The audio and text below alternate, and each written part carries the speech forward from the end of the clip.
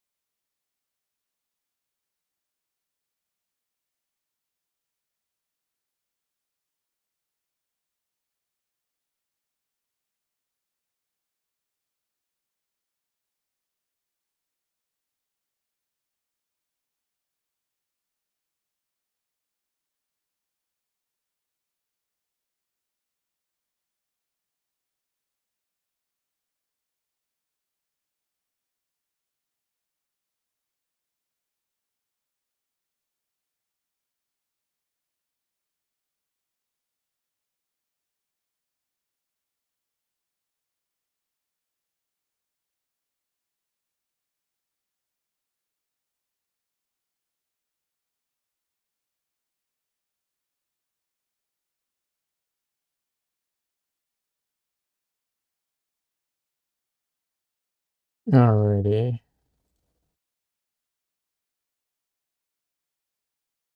How's everyone doing today? Hope everyone's having a great weekend, great Thanksgiving weekend if you're celebrating, if that's a holiday for you. But yeah.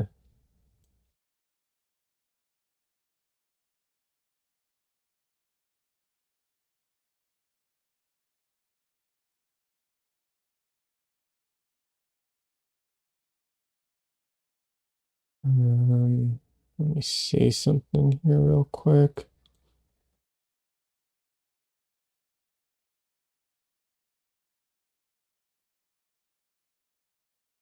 Okay, I can't change that. All right. Okay. Anyways, I gave 0 warning for today's stream, so we'll see how it goes. I don't know if anybody's even going to show up because it's not my normal day. Hey, Des. Des is here. Good to see you. How are you doing today?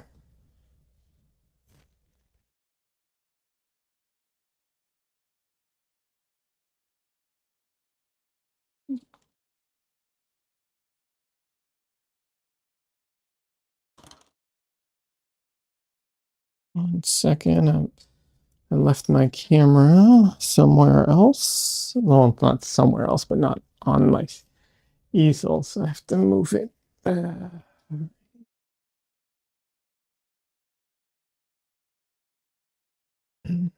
Doing good, relaxing. That's good.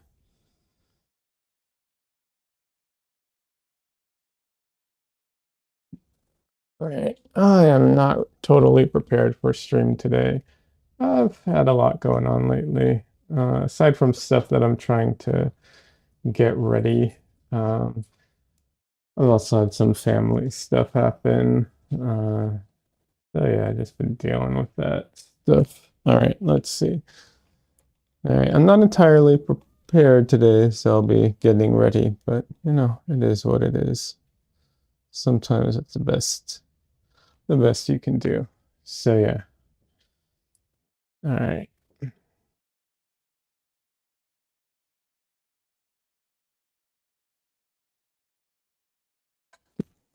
It's taking photos of my paintings, so I had my tripod out.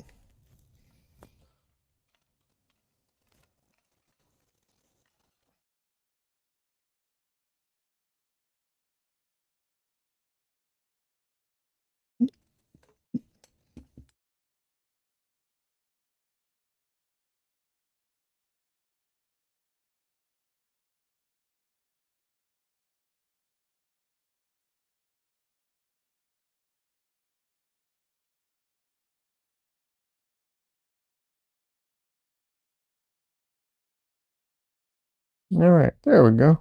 The new tripod that was gifted to me, so I'm still getting used to it.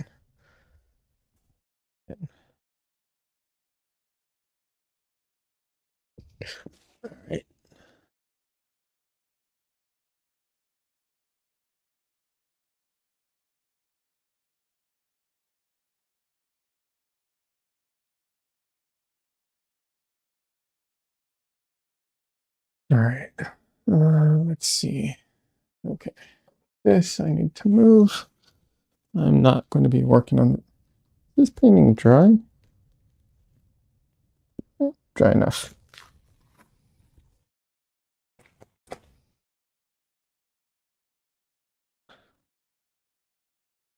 Mm. Oof, the sides of it are not dry. That's not good.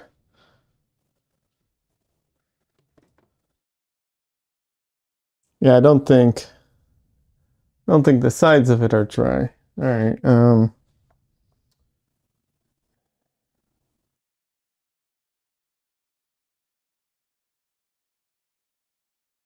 Let's see.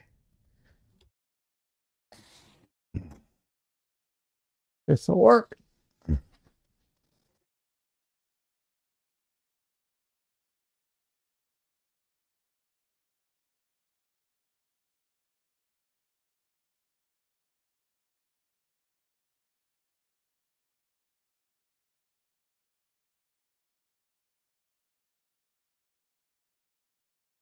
Yeah, that sucks. Hate getting oil paint on me.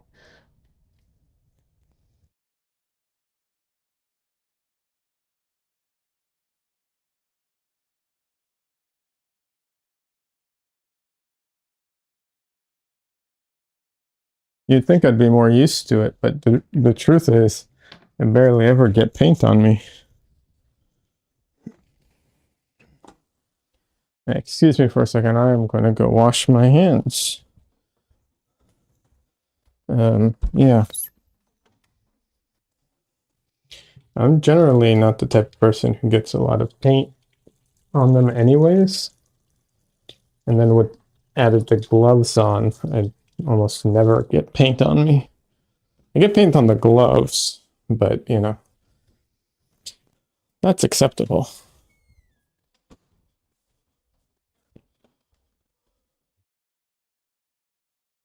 All right.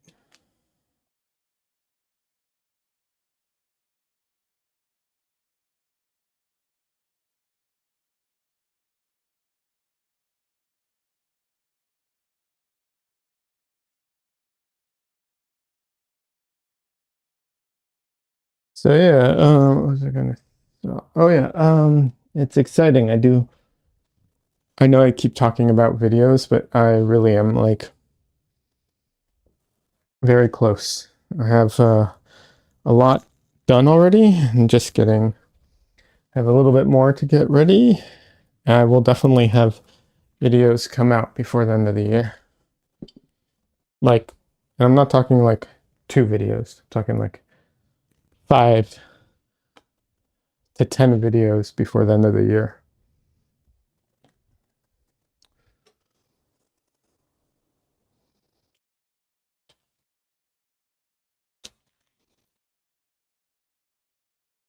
Oh, that sounds all right.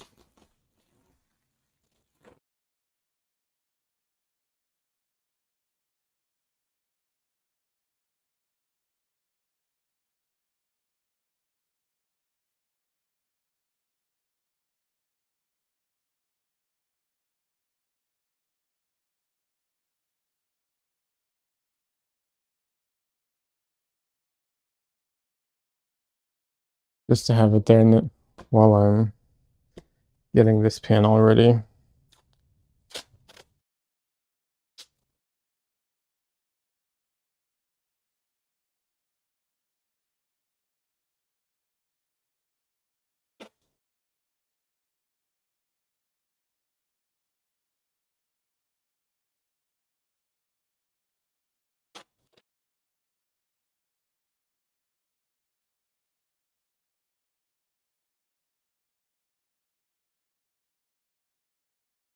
You know, I did think about like I like magnets, so I thought about maybe figuring out a way of using magnets to keep my panels in place. There's There are some what's it called?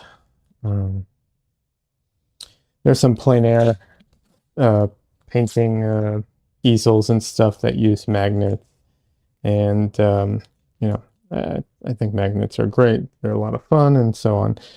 But I once tried using a magnet to keep a painting in place, and it was fine until I used my palette knife over the magnet, and it try you know, and it would magnetize the palette knife, and so it would grab it, and you know, it's not that it was so strong I couldn't move it off. It still would, it still would make my motions a lot more jerky and so on. So, no, no to magnets in my like, and anything that is going to be like, on the painting, I guess, unless I know for sure I'm not using palette knives.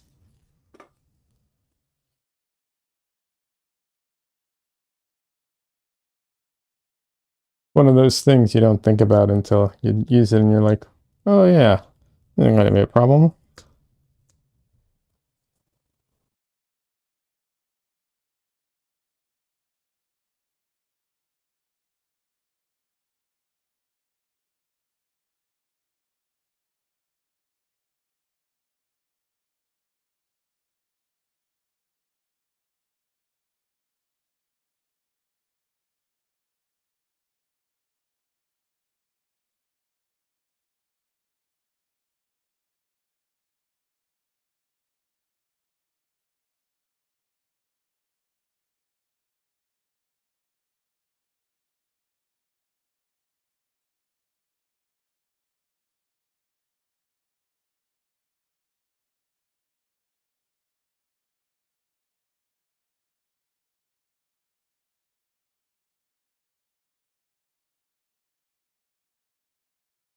That did not go on straight. Huh. All right.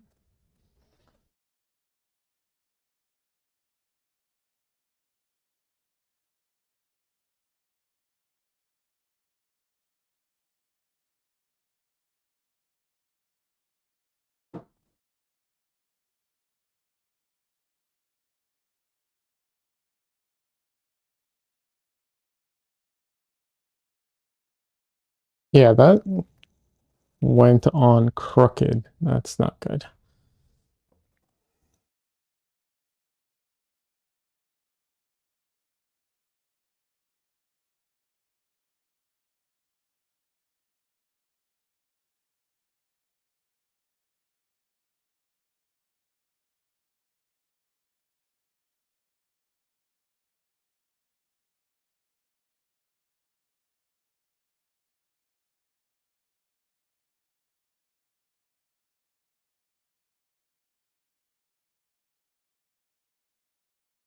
Why is that like that? Let's see, filter.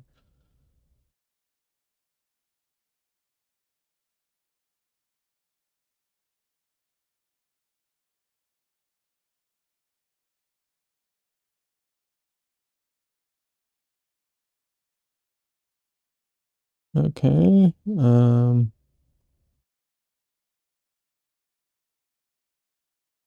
Wait, how did I make it brighter? How did I do that before? Oh, lightness maybe?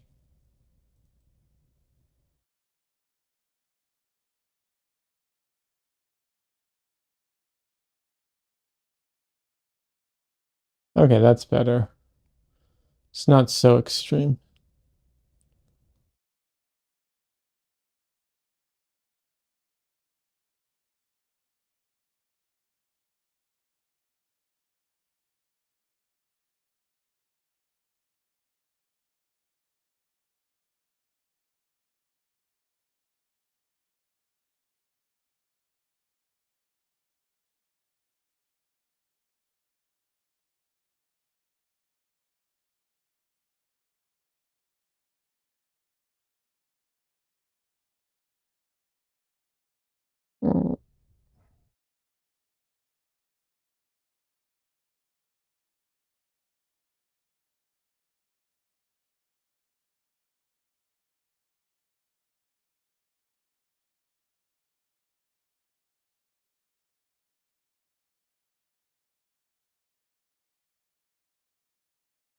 trying to get this straight. There we go.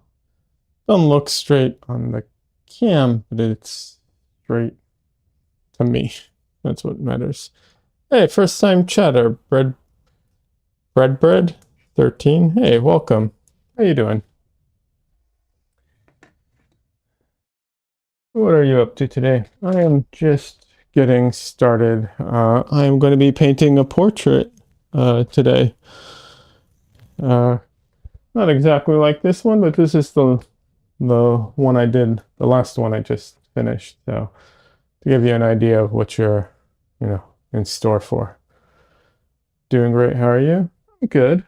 Doing good. A little too much going on today, so I'm a little disorganized, but we'll figure it out. But yeah.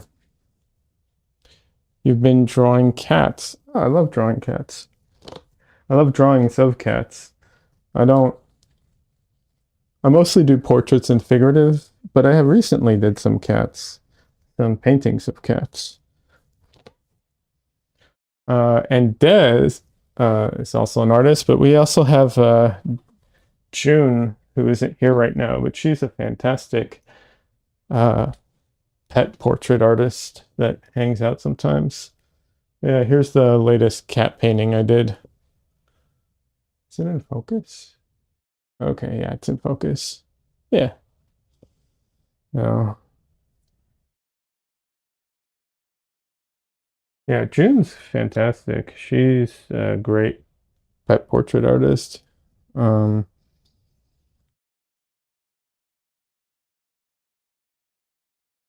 Hey, French fries, welcome. Do any shopping today?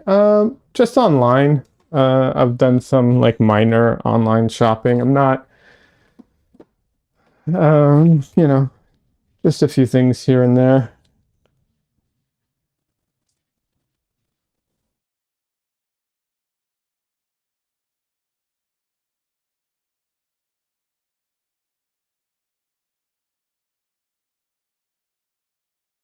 But yeah, how about you?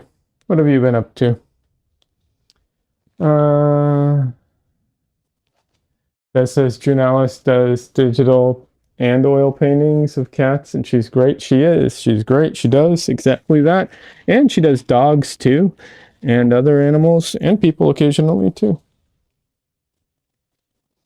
How long have I been doing art for? I mean, art overall, for a long time. Even as a kid. So where's the cutoff line, right? Like I did art as a child, so but I've transitioned over the years. Originally I went to school for like traditional illustration, but my goal was to get into comic books, and then from comic books I got into storyboard art, and then from there I started oil painting on the side for myself.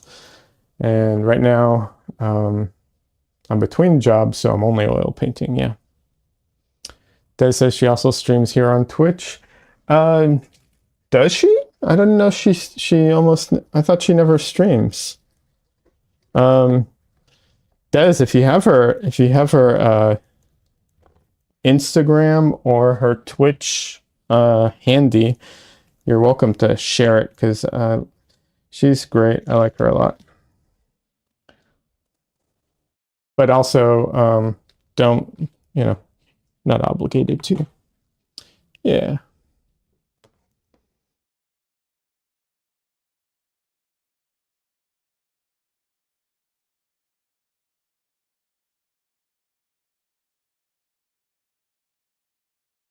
Let's see. Pinterest says, yeah, I found a good deal on paint. Bought a whole palette of Gamblin oil paint.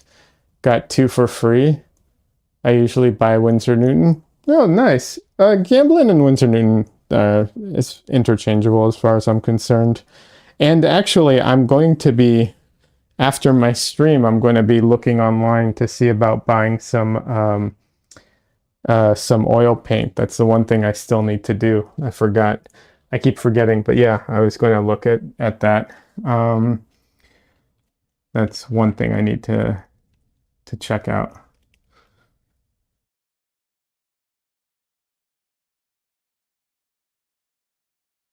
The thing is, it's like I don't need any paint right now, but I know I'm going to, so I might as well just buy it now. You know what I mean? Because I know I'm going to need it.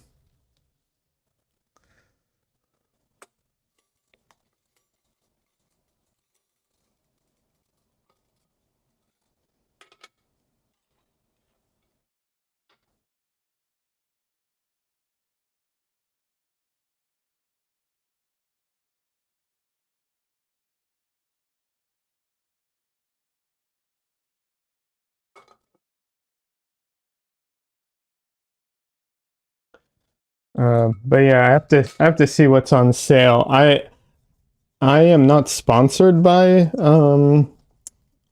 Jerry's Artorama, but I won their self-portrait competition, and I still have some gift card money. So if I'm going to buy paint, I'm going to be buying it from Jerry's Artorama. So I have to go online and see what they have available.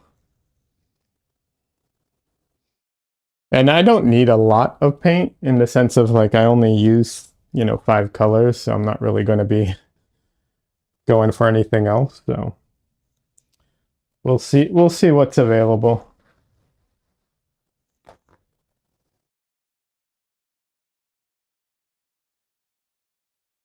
But Winsor Newton is good. Winsor Newton's a good paint. My favorite so far, my favorite paint so far is M Gram, but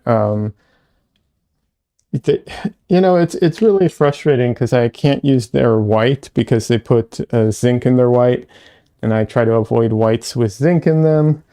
So I have to buy different brands for that, and they don't have large tubes of certain colors. So for certain colors, I'm going to have to buy, you know, other brands and so on. So you just kind of mix and match, I guess. It's like there's no perfect, oh, I just get this and that's all I have to do.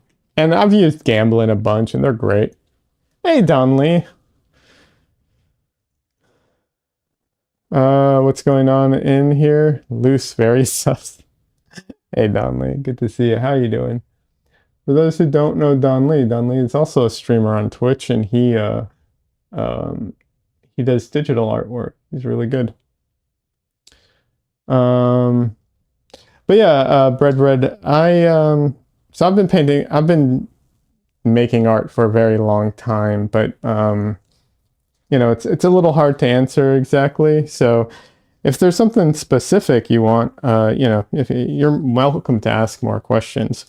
I'm I'm also a bit older than I look, but just a bit, not, terribly old, but just a bit older than some people think sometimes.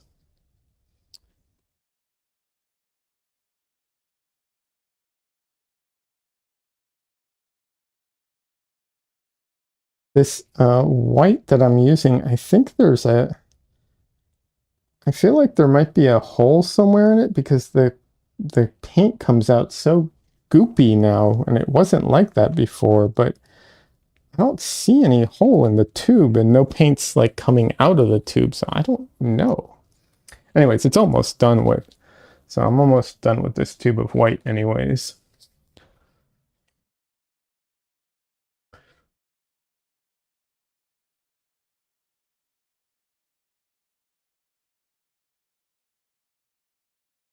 So, what colors did you get, French fries? If you feel like sharing. If you don't feel like too much typing, don't worry about it.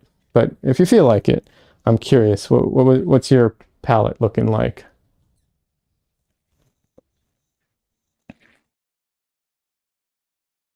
So today I'm going to be doing a portrait. I should mention. Yeah, I'm going to be doing a quick series of. I'm going to do like a quick 5 portraits this week. That's what I'm going to be working on.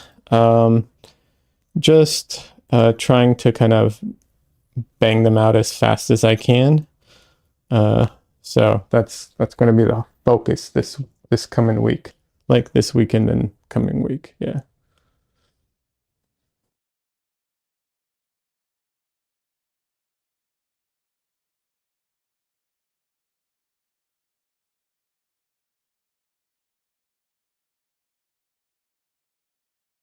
All right, let's see. My paint's dry. Before I start putting down paint, I guess I need to know if this paint is dry or not. Um, some of it's dry, that's for sure. Yep. Damn it. I accidentally left my palette out longer than I had planned because actually I don't know. Oh, Thanksgiving, that's why. I thought I was going to get to it and then I didn't. So my paint's a little on the dry side, which sucks because I hate wasting paint. It's not a ton of paint really because this is all like super, very, very thin, but I hate it anyways.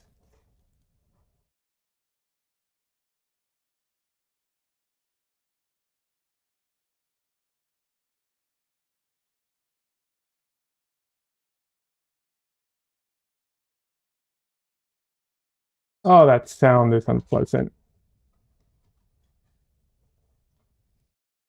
Oh,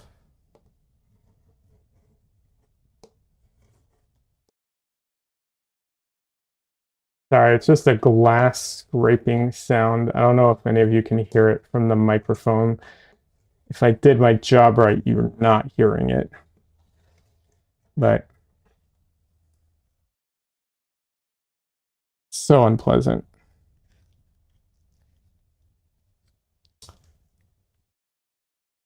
Dried paint makes me sad unless it's water activated, of course. Yeah, unless it can be reactivated. Yeah, absolutely. I know, it's sad. I mean, to be fair, most of this, like, this stuff is good. The pools that I have are fine. It's just the what's it called? It's just the mixtures and those, you can only repurpose them so much anyways, but yeah, I'd rather not waste paint if I can help it, but it happens.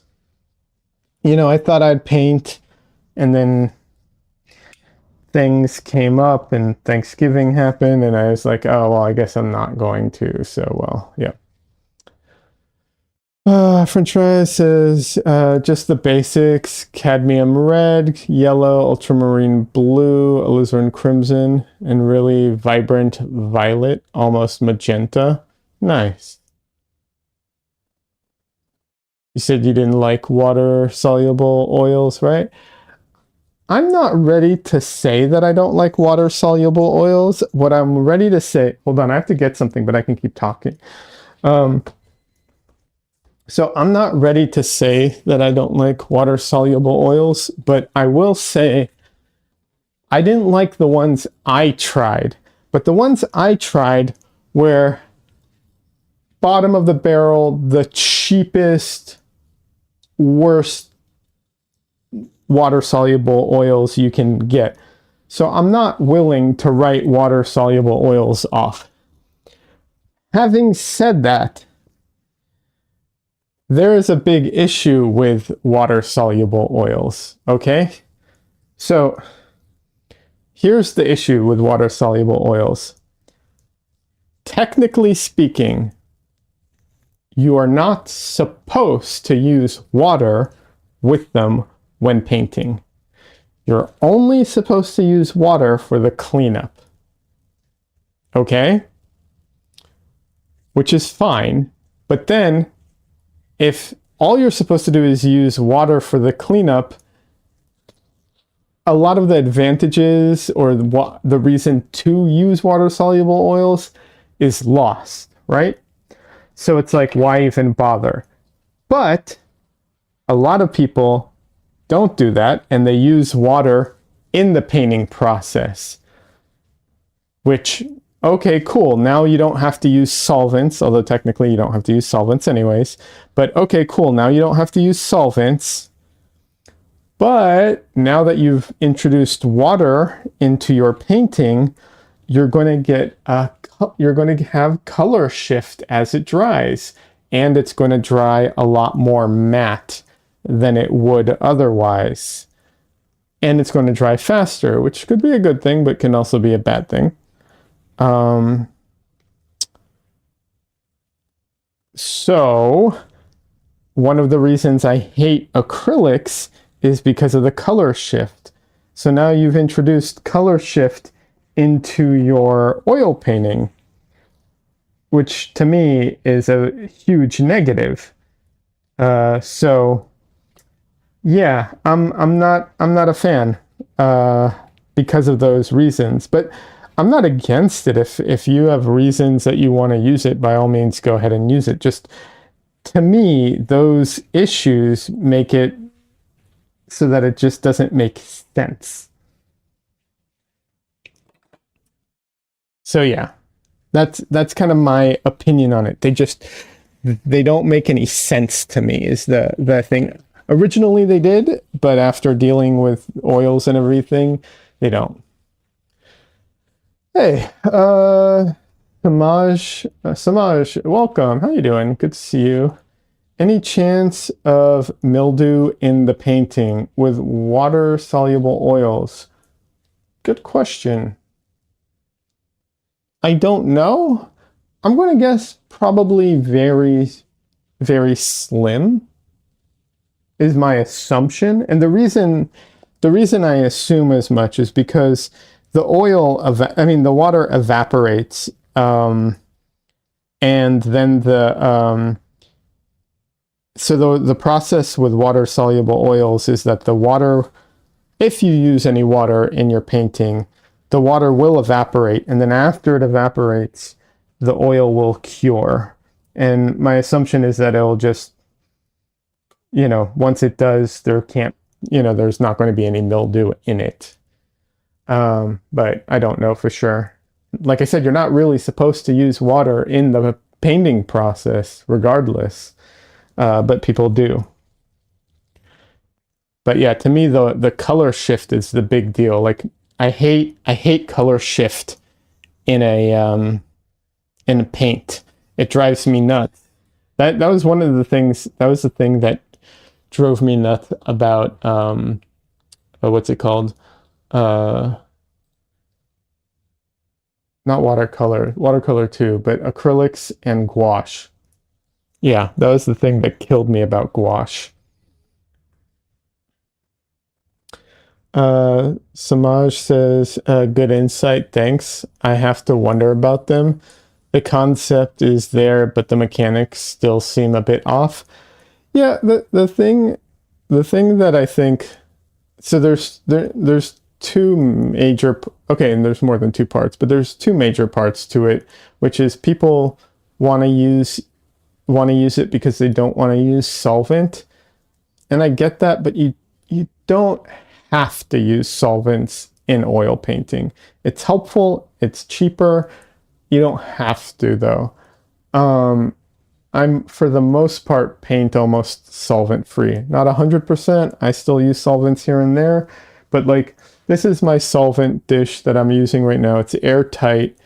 I only open it to like swish my brush in the very beginning when I'm cleaning my brush and at the end when I clean my brush, and that's it. I don't really use it otherwise.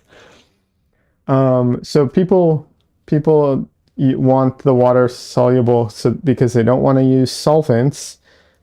And then the other reason is they think the cleanup is easier, but I guess it depends on the circumstance because I almost never clean my brushes. I just soak them in mineral oil. So my cleanup's really fast. When I have to actually wash my brushes, it's a little longer, but it's so, it's so rare that I almost never need to wash my brushes. So I don't know. I'm not entirely sure why you know, what's the use of it? But, you know, it is what it is. Um, I know some people are very sensitive to certain things, and that's fine. You know, if it works for them, if it works for someone, it works for them. That's, you know, no, obviously I don't have any problem with it. But yeah. All right, let's gonna get started here. Um, Samaj says, so since you are not using solvents beyond what you do in the beginning, at the end, how do you get that smooth glaze quality in your work? Is that the brayer or an oil added? No, so the brayer the brayer helps me like fill up the painting surface. Um, Usually what I'll say this, usually what I would use solvent for is first of all, you'd use it more in the beginning stages, and it would help the paint move a lot, and it would help me like do a wash of color over everything. And you know, I don't have that, so I just use oil usually for that.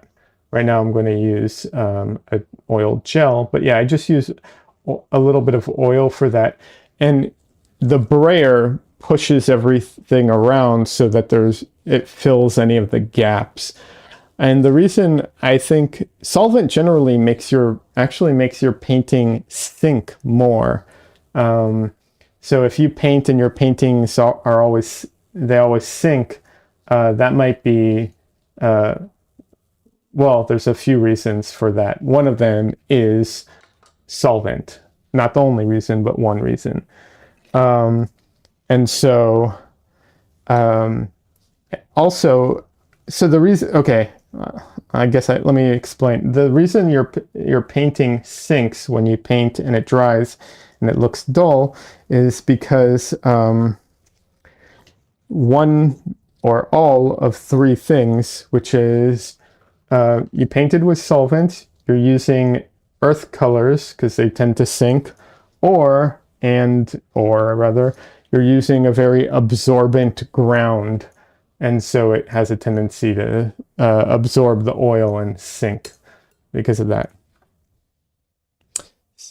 Sink or stink? No, sink, sink. Like the color.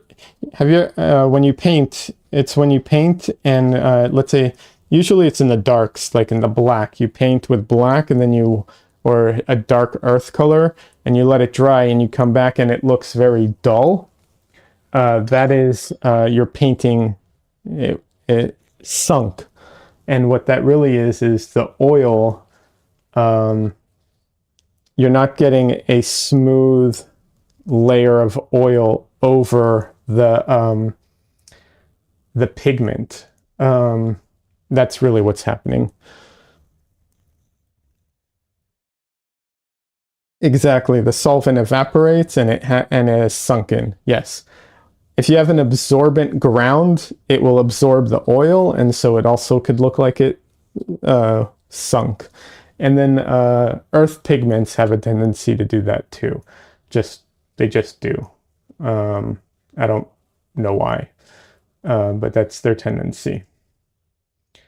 Um, I work on surfaces that aren't very absorbent, so that's why and I don't use solvent in the painting, so my paintings tend to look more wet, you know. Also, I don't use earth tones. Um, so yeah.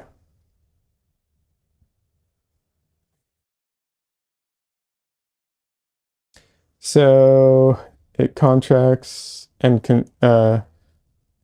constricts the oil, taking away the gloss and sheen. Then, yeah, exactly. That's what happens. You get a matte looking surface, and so it doesn't have any shine to it, and then it look. That's why they call it that. Yeah.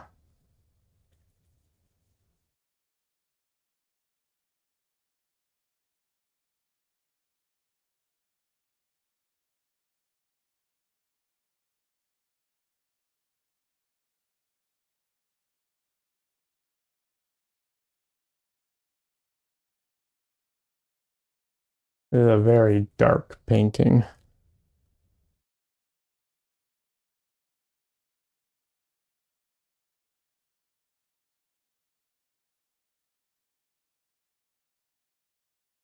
The thing is, you don't want to add a ton of oil in the early stages of a painting because of the whole fat over lean thing.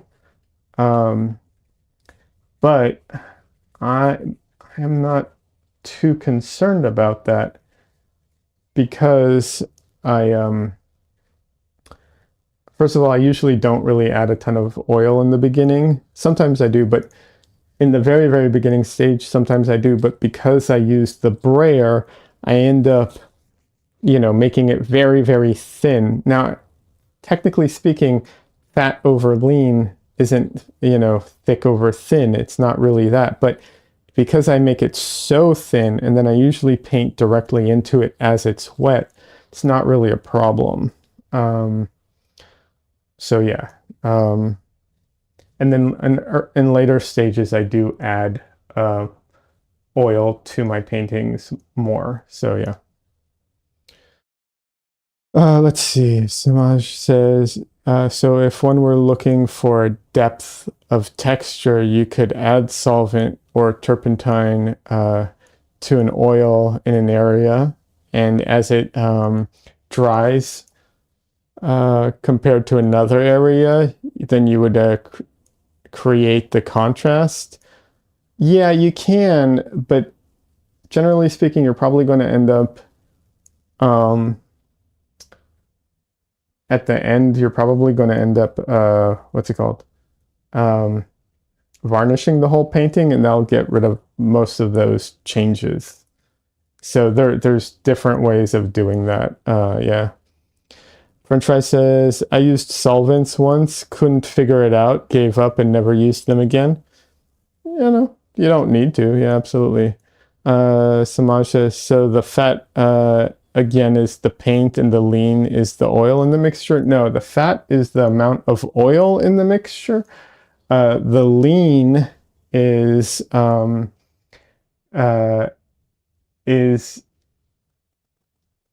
well, both technically refer to the oil. The idea is the fat over lean thing is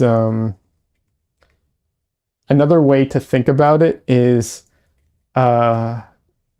flexible over rigid. So you don't want to have or brittle. You don't want to have a brittle layer on top of a flexible layer, right?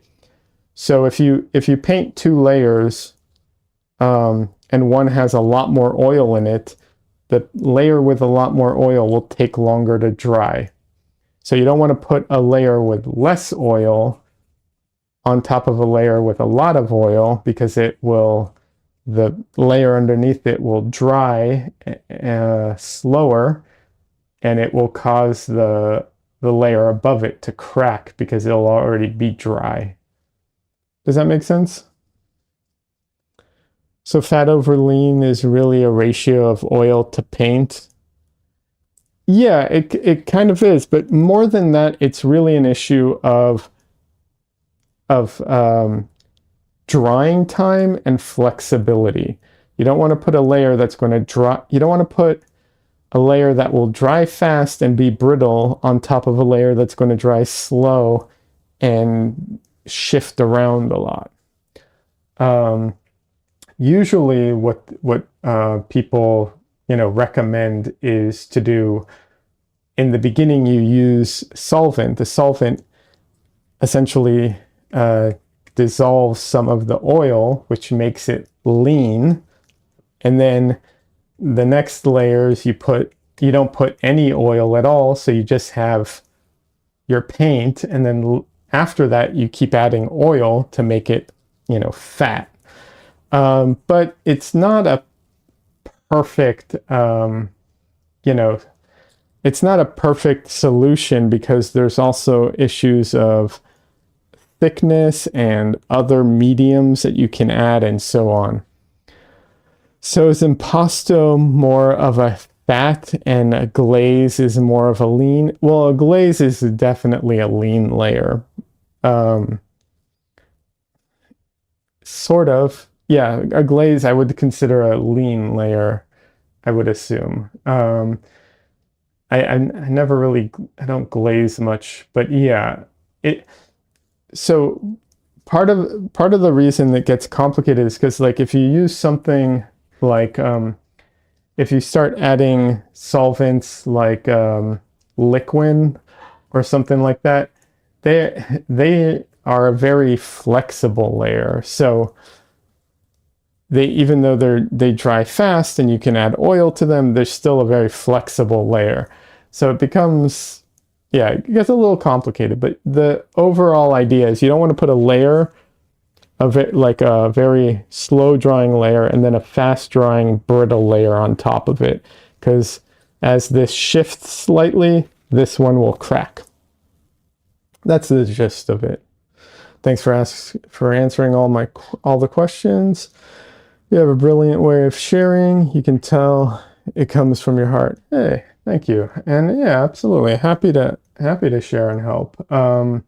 I don't glaze much, and a lot of my painting is wet into wet. When you're doing that, you don't have to worry as much about it. Although sometimes I do wet over dry, but yeah.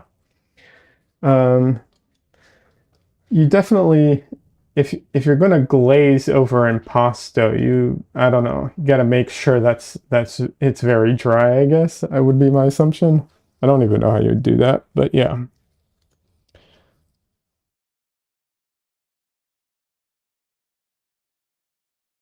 So liquid add a level of plasticity to the paint, meaning flexibility. Yeah, it does. Liquid is yes, it does. It makes it very plasticky.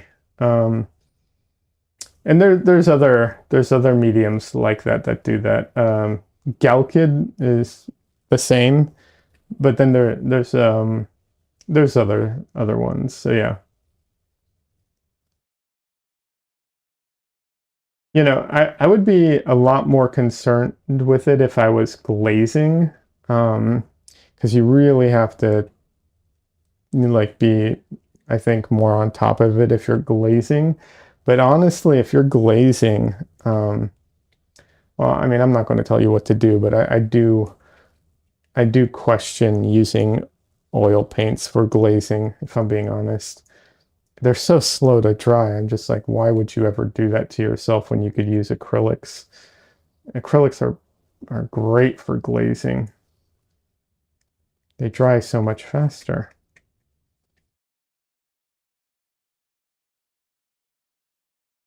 I thought that Galkid made it more tacky or gummy. Is that not what it does? So that's not what it's meant to do. Galkid and Liquid are both supposed to do the same thing, and they're supposed to make the paint dry faster, which they do. The gummy and tacky aspect of Galkid and Liquid, for that matter, is a result of the paint drying. If you don't use Galkid or Liquid and you put down paint and you leave it alone and you come back at the right time while it's drying, it'll have the same quality. It just Galkid gets to its and Liquid gets to it so much faster. It happens within hours instead of days. That's that's why you run into that. So is it more of a binder and a drying agent? It's a drying agent. That's what it is. But it does also have some binder aspects to it, but it's a drying agent. I think I mean technically it's an alkyd. I don't know what an alkyd exactly is. It seems like it's a plastic essentially, but I don't know. Don Lee says, and with acrylics, you can use gloss medium to both extend the time paint stays wet and can negotiate the need to glaze. Yeah, you can. I mean, you can do a lot of those things with oils, but it's on a different scale. You know, like when you extended it, you know, it's because they're already wet for so long, so it extends it a lot. But yeah, acrylics are great for glazing because it's so fast. And you shouldn't use. The other thing is, my understanding is you shouldn't use Galkid or Liquin for glazing with oils because if I understand it correctly, and I might not, but my understanding is both of those have a tendency towards yellowing. And so you don't want to glaze with them because you're going to be introducing so many layers of them that it can lead to a ton of yellowing. Whereas normally you probably won't notice the yellowing. At least I assume you won't notice the yellowing. Yeah. Samaj says, so walnut oil comes with an alkyd. Are they two different agents, dryer and oil as a product that dries slower? So walnut oil is just an oil. You can get it without the alkyd. If you're thinking, I think the only one who does have an alkyd that walnut oil is mgram, and that is for it to dry faster. But they, unlike Liquin and Galkid, don't use any dryers, don't use any solvents in their mix. It's mgram, yeah, mgram. It's to make it dry faster. The oil is just the normal oil, but the alkyd will make it dry faster. French fry says, do you have any recommendations for white that doesn't yellow? I do not. I wish I did. There's a few experiments out there that are ongoing. I've tried to keep up with them. It's a little hard to know exactly because the companies change their stuff all the time. Their paints, they'll make minor changes here and there. I will say, try, if you can, try and get a white, assuming you're using titanium white, without zinc. My understanding is zinc is a problematic color or paint to have in your, pigment to have in your painting. It tends to crack or create something that they call soap bubbles, which creates delamination, stuff like that. So that's my understanding. So if I could say one thing, I'd say probably that, and then just don't put your paint in. Well, okay, some of the paint it's complicated because some of the yellowing actually goes away in the sun, but some of the yellowing is because of the sun. It's it's different parts of the paint that are yellowing. Yeah. Samaj asks, you can use that with any oil paint? Mgram? Any normal oil paint, unless there's something special about the paint that I'm not aware of.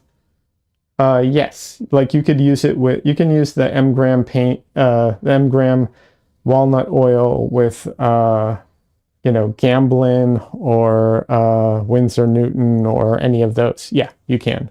That shouldn't be a problem. Gamblin has an agent that dries oil too. I hear that the ratios are tricky. That's Galkid is Gamblin's dryer, like Gamblin's quick drying medium. That's the word I was looking for. Quick drying medium. Yeah, that's their quick drying medium. Oh. So it's Galkid is Gamblin, Liquin is Winsor Newton. Mgram has their Alkyd walnut oil. I don't know about the other brands. I'm sure other brands have their versions.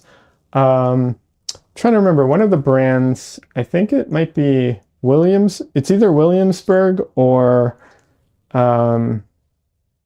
Michael Harding have their quick drying white. So what it is instead of using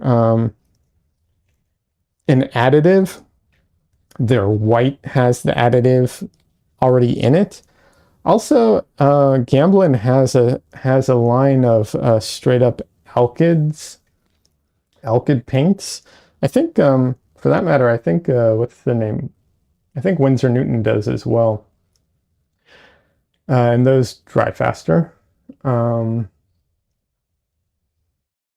If you like that, I don't, but there's nothing wrong with them. I'm not a fan, but there's nothing wrong with them if that's what you're looking for.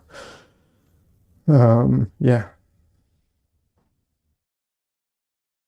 The ratios, I've used Galkyd before. I haven't used Liquin.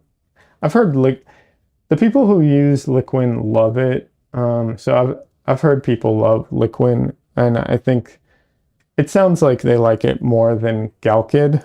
Although I do question if there is really a difference between the two. But I haven't used both.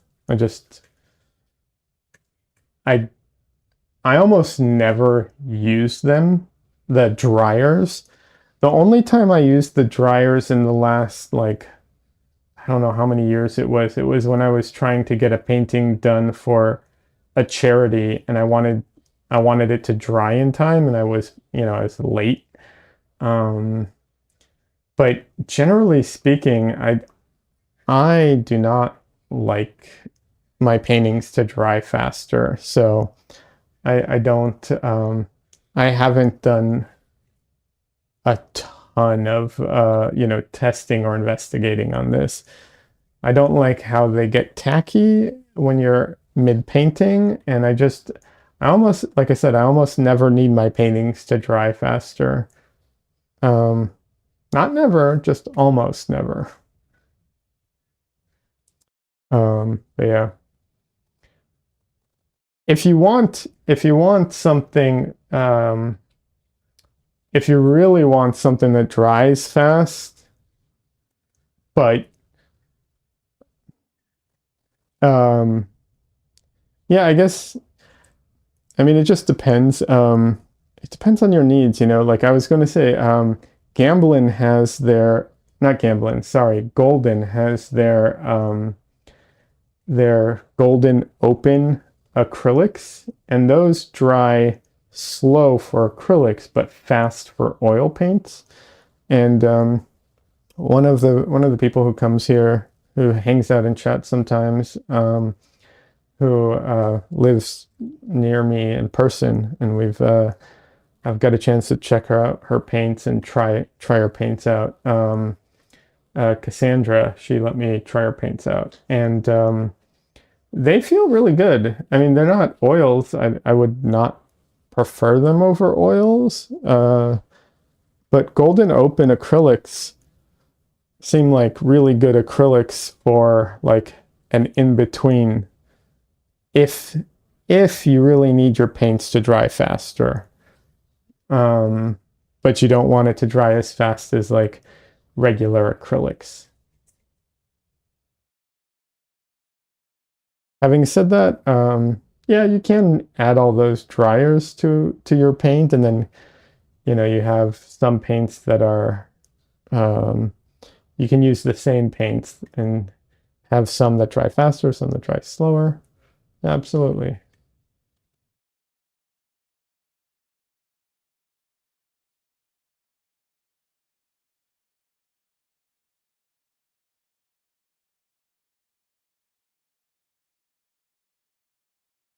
Personally, there's very rarely there are a few situations, but there are rarely any situations where I want my paint to dry mid-painting.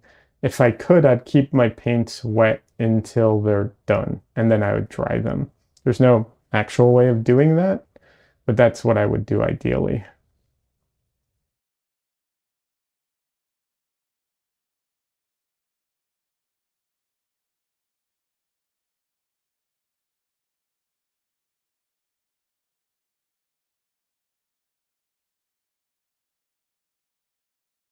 Occasionally, you need it to dry so that you can do some type of layering that you need, because otherwise it just you couldn't really get the same effect wet into wet. So there are scenarios where you need that, but generally, I generally don't. All right. This is looking horrible so far, but don't judge yet. It'll come together.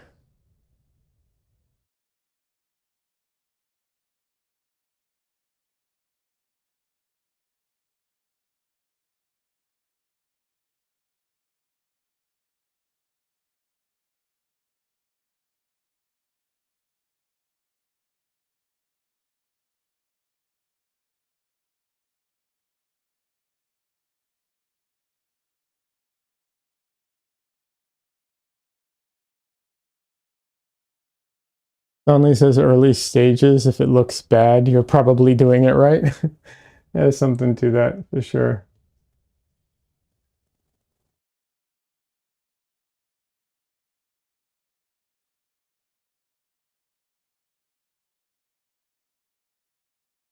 Yeah, this white I think is starting to set or something. It's really weirding me out, but I'm almost done with it, so.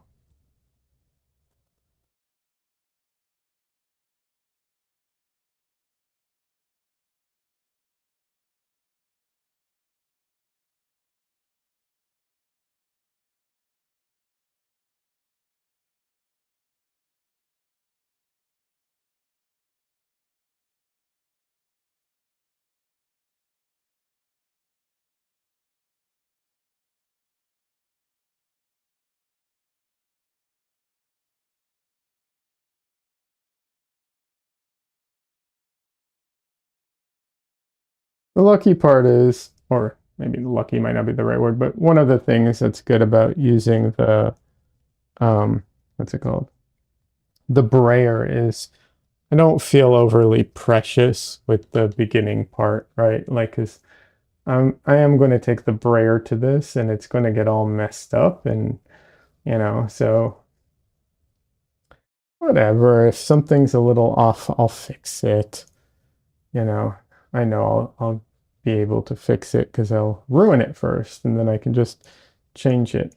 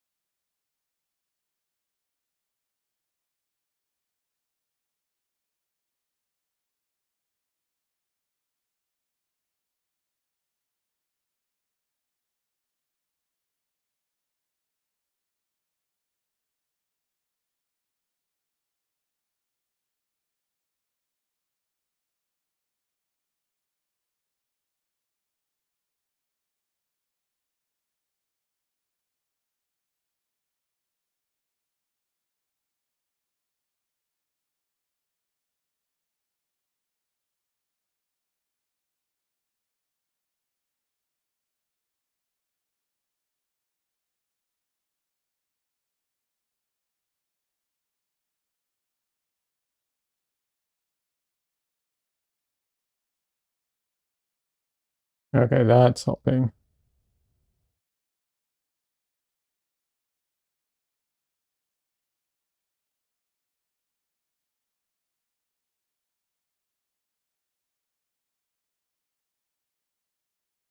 Sometimes when I say something's helping or not helping or whatever, it's purely in my mind, right? It's like purely something, whether or not it helps me envision it, like, see what I'm looking at.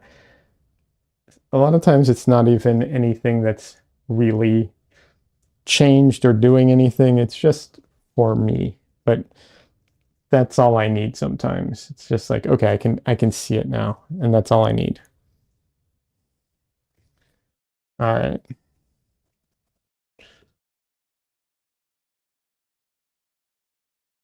So I'll get the brayer out now. This will be a quick brayer. There's not much here. Um, yeah.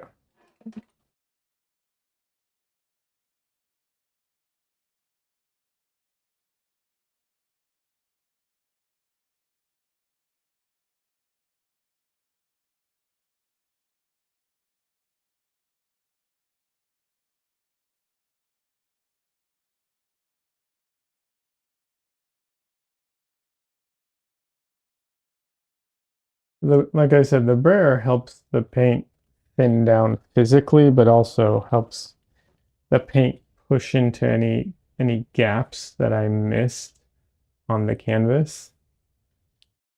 This one's going to be super messy because the painting wasn't super defined, but that's all right.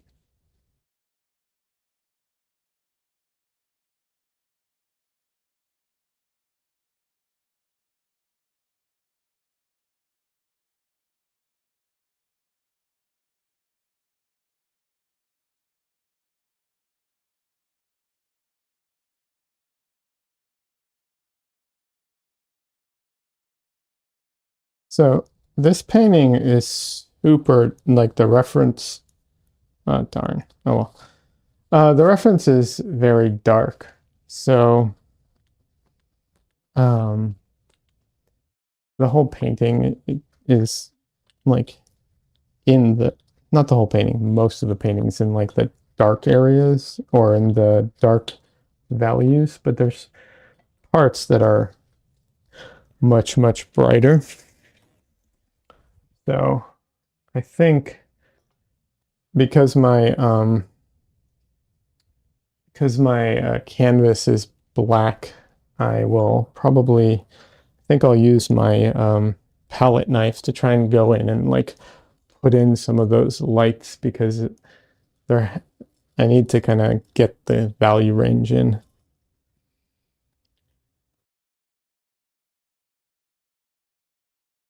Is the painting of Bruce Wayne? No, it's not, but it could be. That's funny. Samaj says, it's so cool watching the process of a painting becoming.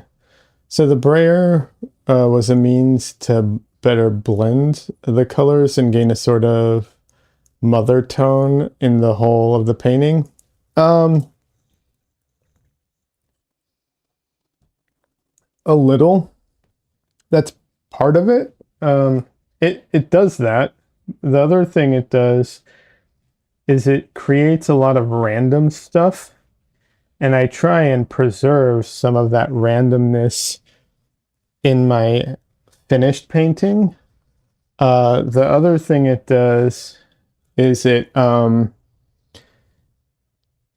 also helps me not be overly precious with the painting because you know, if I go in and ruin a bunch of it, well then, it's hard to be very precious about it. So yeah, those are kind of the thoughts behind it. Um, Sometimes I use the brayer multiple times during the painting. It's not only at the beginning. I've done it mid-painting too, and not at the end.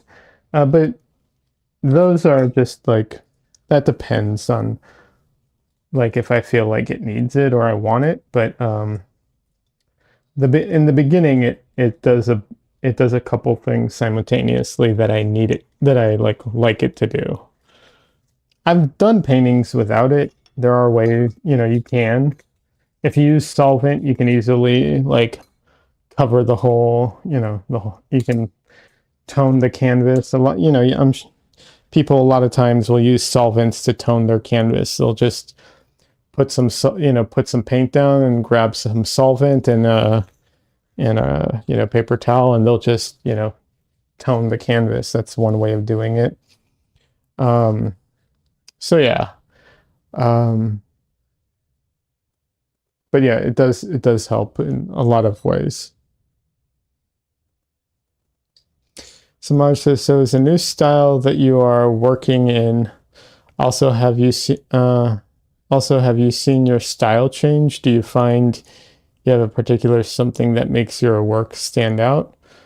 I mean, my style keeps changing over time in subtle ways. Right now, a lot of my paintings before I was very, very focused on compressing the values. I'm a little less focused on that at the moment. And I'm more focused on the combination of kind of unfinished brushwork and finished brushwork, and that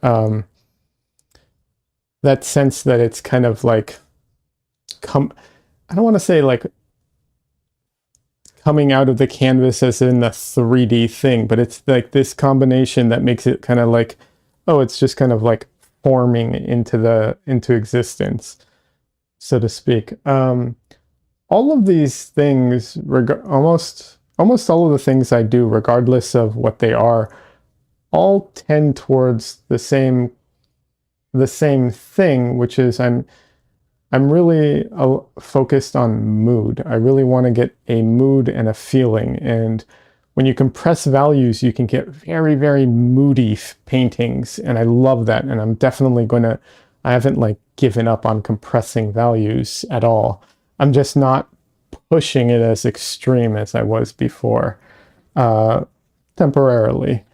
But I'm still trying to get that mood in other ways. And the idea is over time, all these things will stitch together and change my style. And as far as like what makes my work stand out, that's a real tough one, I think I combine a lot of things that like there are definitely other artists out there that do similar things, but not exactly what I do. It's hard to say, right? But yeah, overall, I think it's the mood thing is like my main focus. That's one of the things that I really try and get into my paintings. Samaj says, when you speak to compressing values, can you explain more? Are you talking to lights and darks in the same painting and the contrast of them?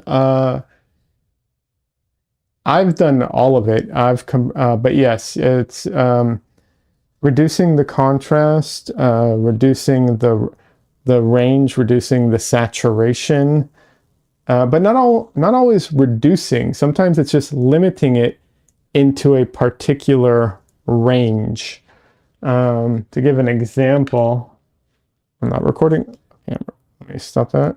To give an example, if you want to see, I don't mind taking a quick break. 1 second. Let me find a couple examples to show like different things. Okay, so this painting that I'm going to show you is very compressed, right? Like very, very compressed, but it's all compressed into the light. So it's a very high key painting and also saturated, right? Oh shoot, it's so reflective. Yeah, right? It's kind of hard to see because it's how reflective it is. But everything's compressed both values and saturation. Everything is compressed into the, in a certain direction. This is an extreme, right? Like I don't want all my paintings to look like this, but I do enjoy painting like this a lot. I can't even see it on camera half the time. I just, you know, I really enjoy these. So I'll definitely be painting more paintings like that. I just haven't, um, you know, after a while, like maybe I get bored of things. I don't know. I do have ADHD, so I do a bunch of different stuff.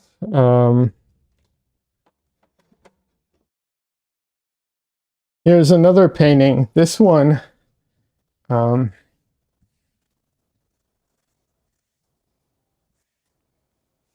yeah, see, this one actually has sunken a little.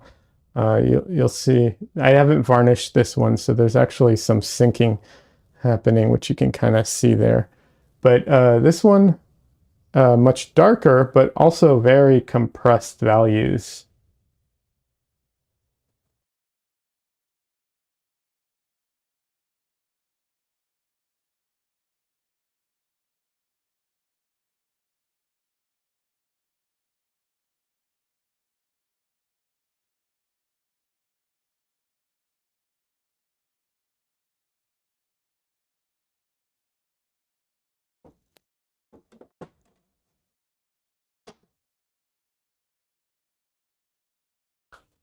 So, I mean, and I have some other ones. Let me see. I have some other ones that are like very dark. Everything's in the, you know, very, very dark range. So it's very low key, but very, very saturated, right? So there's another example where it's like here it's, like I said, it's very dark, but very saturated in some aspects. So yeah, there's a lot of ways you can do that.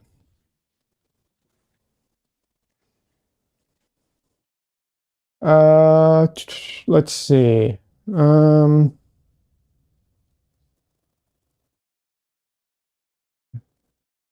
so it's taking the concept of digital and taking it into medium different in oils. Hold on. I remember you came from a background of digital, partially. Um, and let's see. Both are so beautiful and yet so different. Yet you can see your style in both of them, meaning you can tell they were done by the same person. Such a talent you have. Thank you. I appreciate that. That is very cool. The red one looks amazing. Oh, thank you. Um, so this isn't a digital concept. This is a concept that predates digital art.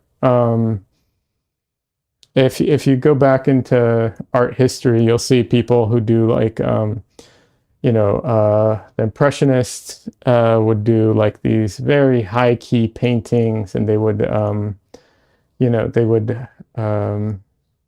they would all the values were very high, and so all the colors also matched, and they would do there's a lot of painters who did very moody paintings, very desaturated. These are all concepts that predate digital. I think maybe our vocabulary for talking about it is maybe more from a digital background, because we all are familiar with those terms, and they're also very clinical, because in digital they've broken down how a picture is made now. So they have all the different values for everything. So I think maybe that's why we are very familiar with those terms. But yeah, the idea of messing with the range and the colors and all that all predate digital. I guess I never thought of it the same in that sense. Yeah, no, I get that. I think saturation, and it makes me think photography and digital. but that can be whatever, that can be where we are today. Yeah, absolutely.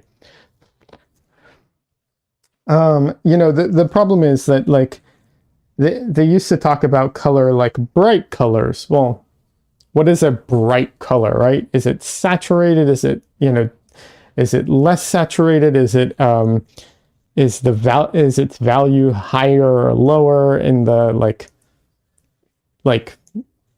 value as far as like how light it is or how bright? I can't use bright because I was trying to define bright, but yes, so we're very familiar with these concepts because we're familiar with photography, and a lot of people, we're also familiar with like even screens, right? Like people are familiar with screens, contrast, saturation, brightness, like all those things, we're familiar even from TVs. So it feels very modern, but it's essentially things that people have been doing in painting for forever.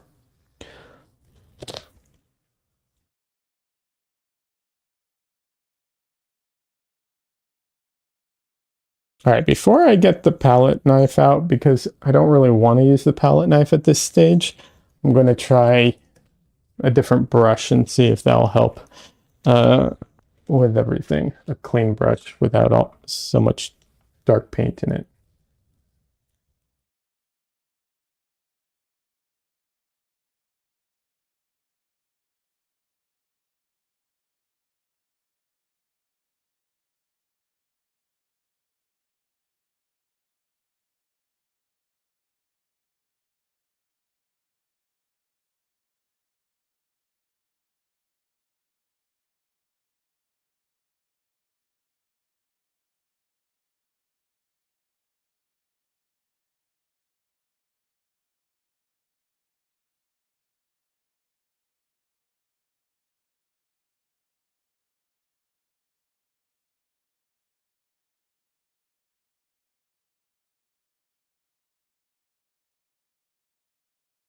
Let's see. Samaj asks value, then the depth of the hue that defines that by the saturation of the pigment. Okay, I'm not entirely sure about. I understand your question. I'm not entirely sure about your wording, but that's fine. I can just explain it. So, usually when people are saying value, basically your color is broken into roughly three values: hue, saturation, and brightness, which is often often considered value. So brightness and value are often interchangeable. Hue is the color. Is it a blue? Is it a blue green? Is it a blue, blue purple? Like that's the hue. The brightness or the value is how light it is on the, like, let's say black to white scale of like, if you break it down into 10 steps, like for simplicity's sake.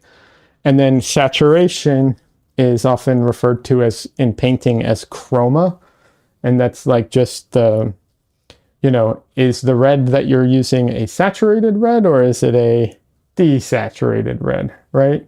Like, is it a, but the problem is a lot of times people will say, is it a bright red or a dark red? Well, you can have a very dark red that's very saturated, and you can have a bright red that's very desaturated. That's the place that I think a lot of confusion comes from. And like I said, in digital, in Photoshop, they've kind of broken it down to HSB, which is hue, saturation, and brightness. But you could also say value. It's fine. That's interchangeable as far as I'm concerned.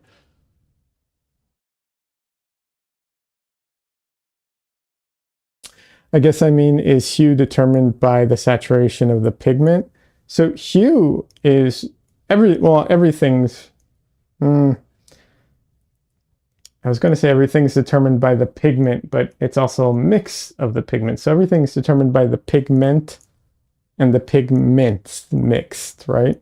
But yes, The hue is determined by the pigment, and if we want to get super technical, which I apologize for getting super technical, but if we're being super duper technical, how the pigment is sometimes how the pigment is made. What I mean by that is certain pigments, the same pigment will have multiple values depending on how it's prepared. So an easy example of this is PV19, which is permanent rose or quinacridone rose. There's a version of that which is very fire engine-y red. There's a version that's very cool magenta red, and there's also a version of it that's a violet. So, but it's all the same pigment. But yes, the pigment is what determines that. I'm being pedantic. I apologize. I just don't want you to get confused later on when you look at something and you're like, wait a second, how come these three paints, like quinacridone, if you get a for instance, cadmium red light, cadmium red deep, all have the same pigment code, but it's because of how it's prepared. Depending on how long you heat the metal for. That's my understanding, at least. That's what determines the color that you get from it.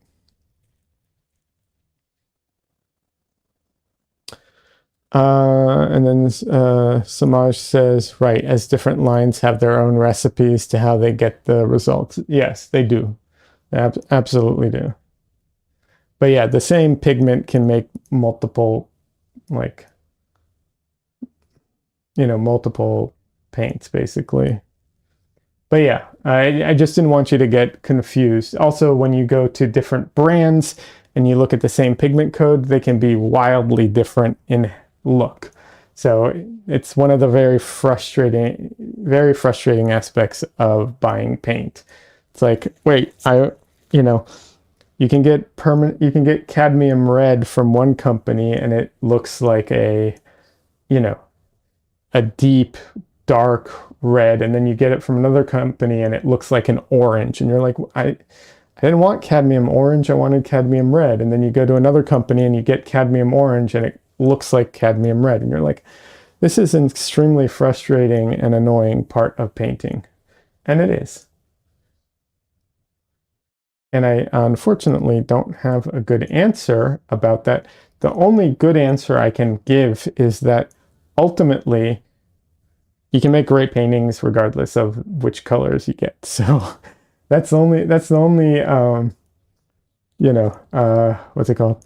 That's the only like silver lining I can give you. It's annoying though, yeah. Samaj says, I recently went to K&F. They were brilliant in how they make and blend their pigments. It was wild seeing the process. So cool to know how they are just in my backyard. Oh, that's really cool. K&F.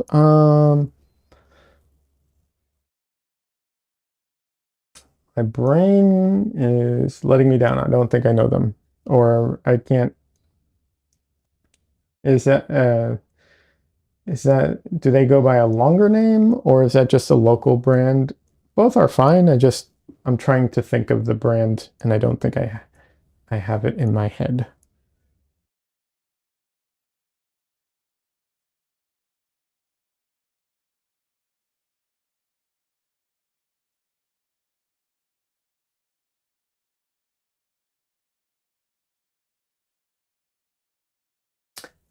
I know this is looking a little abstract. He is wearing glasses, which are making some weird shadows on his face. In case you're like, why does he look like a Picasso right now? Yeah.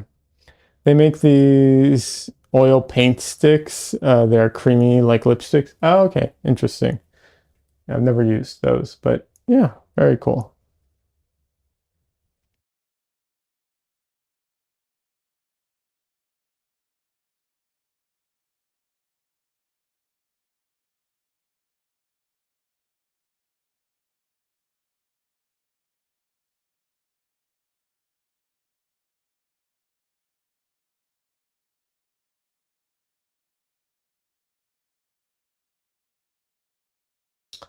Oh, I've messed that up. I just realized.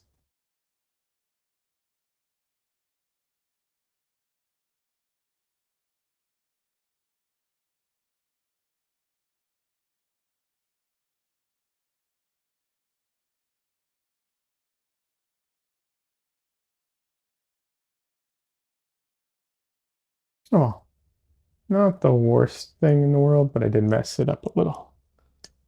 I'll have to fix that.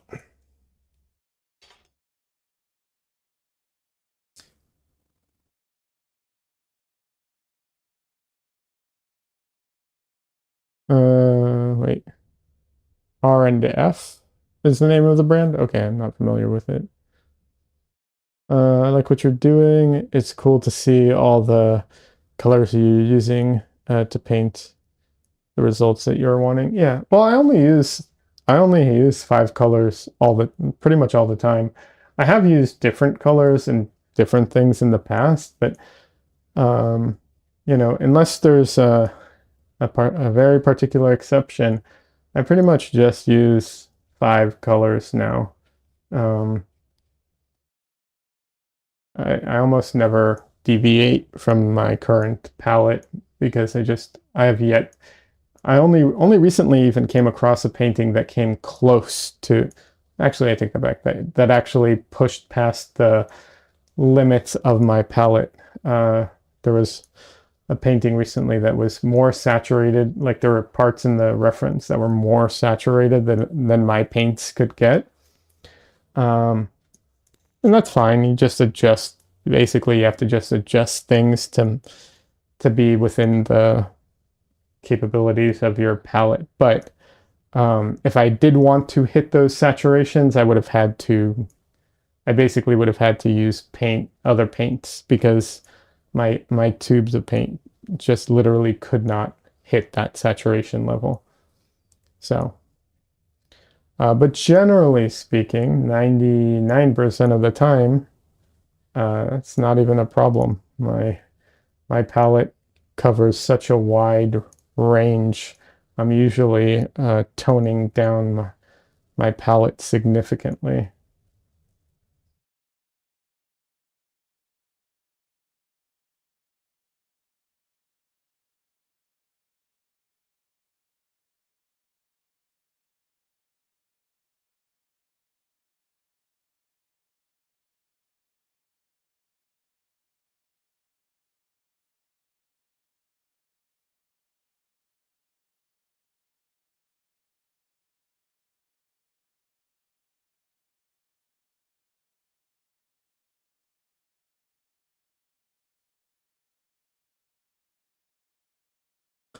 Let's see. I feel that you get beyond the 5, uh, like our senses. It can be just too much for the brain to process.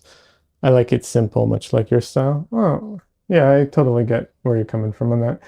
I mean, there's no right way of doing this. It's whatever works for you. Personally, there's a bunch of reasons I like to keep it very simple like this, but there are definitely I can definitely see a ton of scenarios where it would be, useful to have other other paints on my palette. Um, just depends on the scenario. But I do get easily, it is easy to get overwhelmed with it too. I I used to have more paints in my palette and I just wouldn't use them. So after a while I was just like, well, if I put them out and I never touch them, why put them out, After a while it seemed pointless, so I just stopped.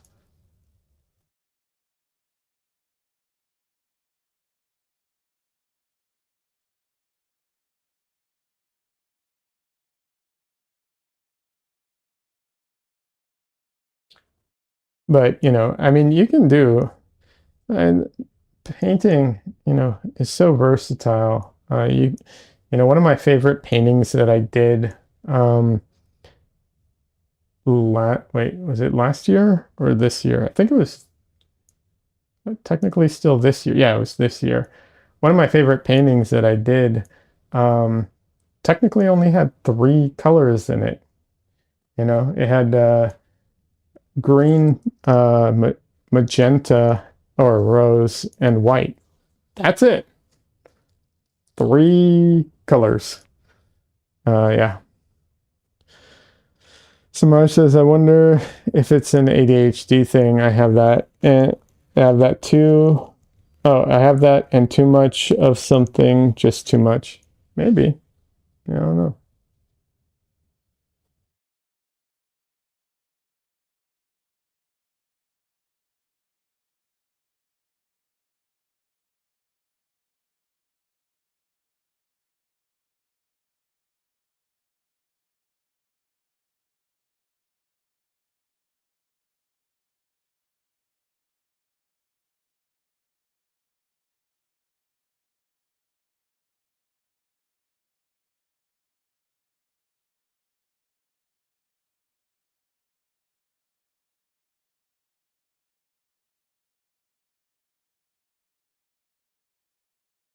Yeah, one of the other paintings that I really like that I did earlier this year, it was technically it was a lot more pigments. I don't even remember how many pigments, but it was trying to basically make a most of the painting with like secondary and tertiary colors. And so I pre-mixed my palette to like five basically I mixed like five I can't even remember the pigments it was, but it was like a weird combination. But it, it all worked. You can push it into any, that's the thing. You can push things so much further than people think sometimes. Not everybody, some people know that, but yeah, you can really push things quite far and still make it look believable or good. So, so yeah.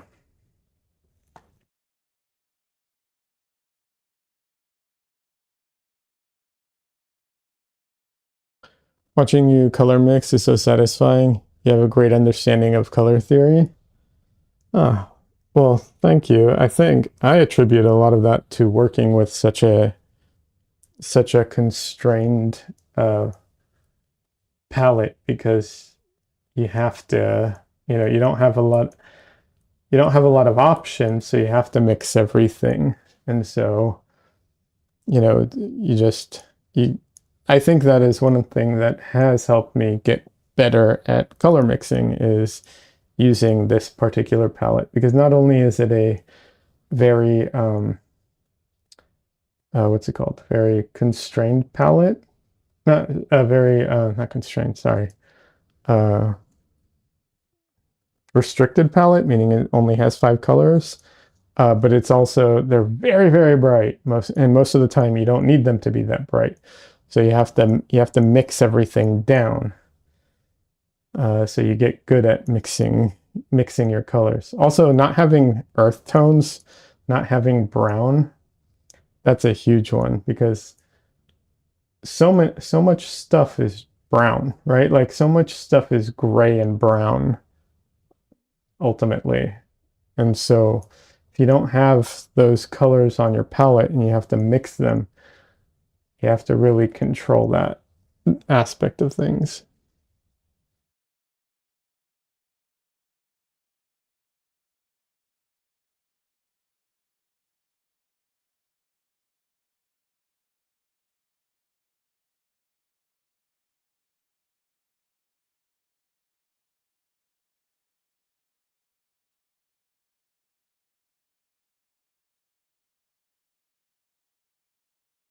Just wanted to get the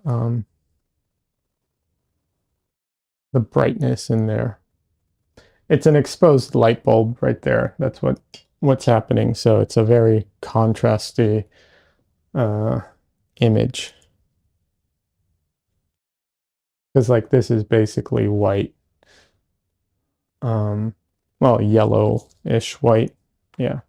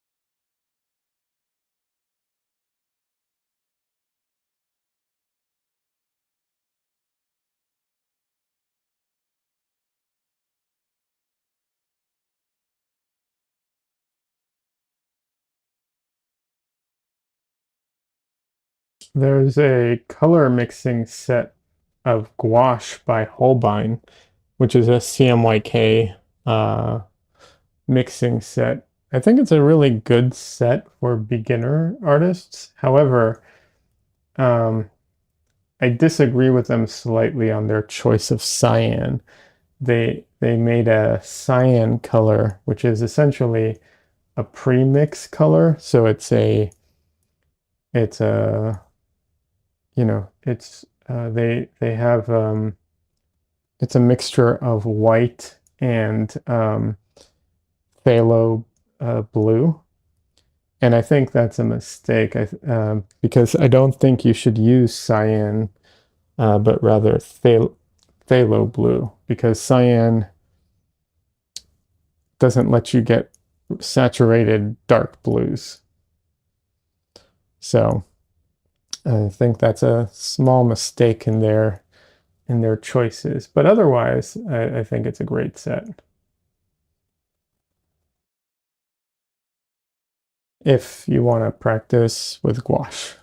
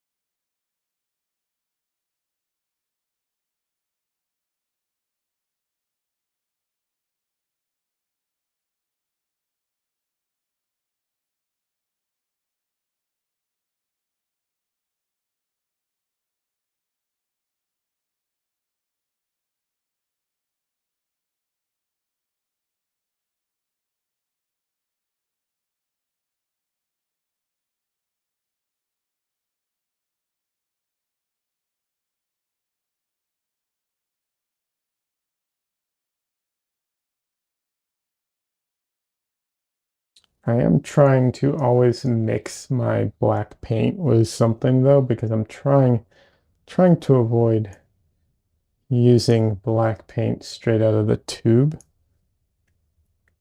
Mostly because if I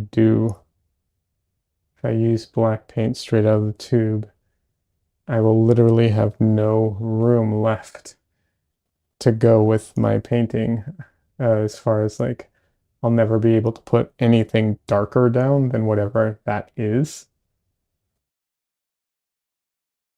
And there's not a lot of spots in the painting that I want to be that dark.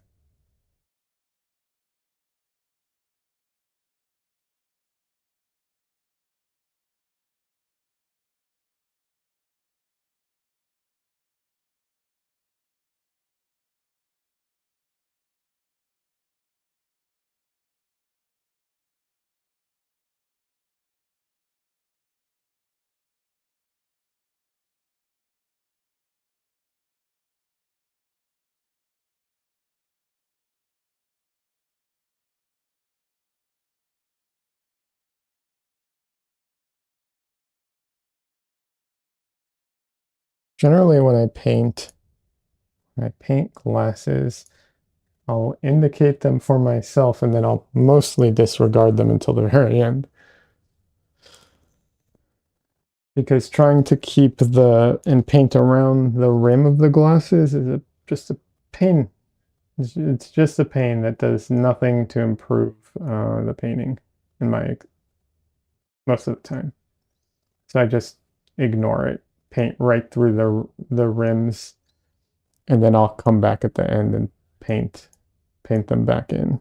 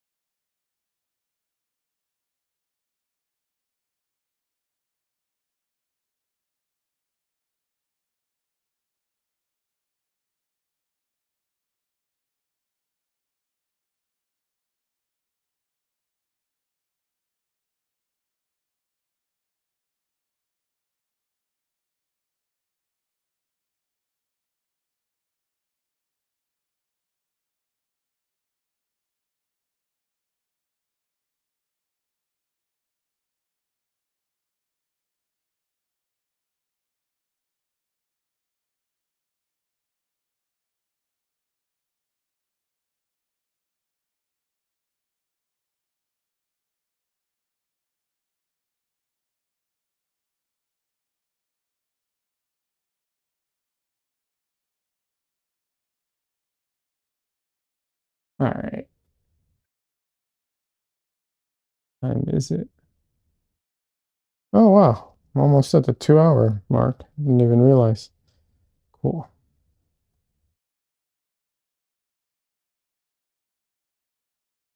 I will now, I'll do my little photo reference thing. So I'm going to take a photo of it and check it to see what things I need to adjust, because now I think is a good time for that. There's enough there, so there's enough for me to adjust things, but it's also still like vague enough that it's really not a big deal to adjust it.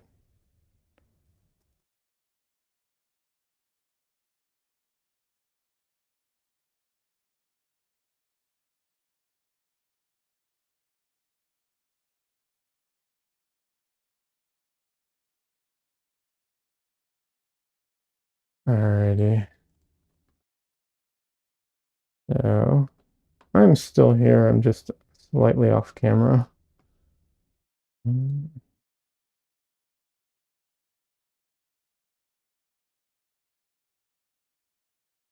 this is not a pretty beginning, this painting. Sometimes paintings look, quote unquote, prettier than other times. Just kind of depend. There's all kinds of reasons for it. It Making sure it's pretty in the beginning has never been a what's it called? A priority. So I haven't really focused on what makes a painting pretty in the beginning and not. It really has never been a focus of mine. I don't think it should be either.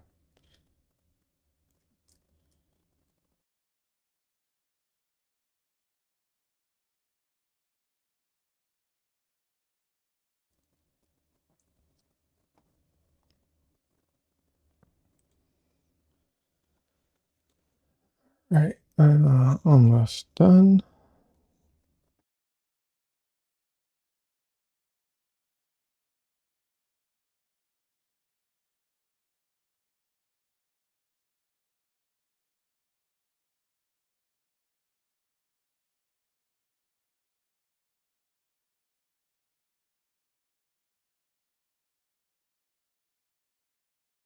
Anyone who's curious what I'm doing right now, I'm just taking the photo that I just took on my cell phone, and I am putting it into Photoshop with my photo reference, and I'm overlaying the two so that I can assess where things need to be adjusted if I got the placement right or wrong.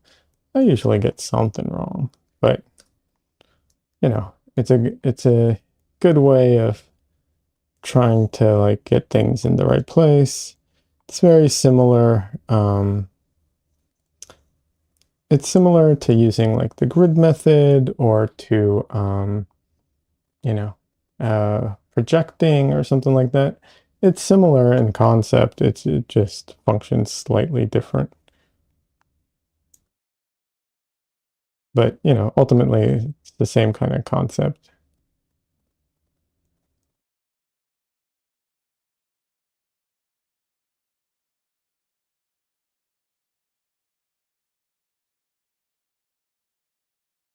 All right.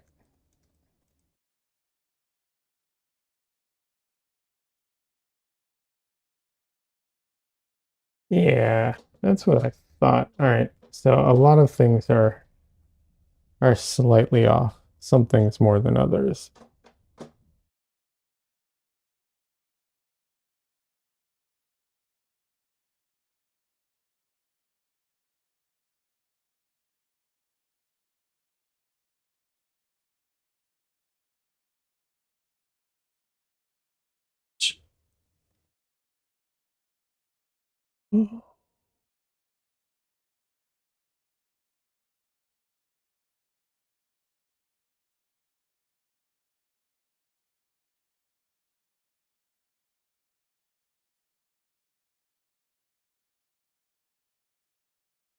Alrighty.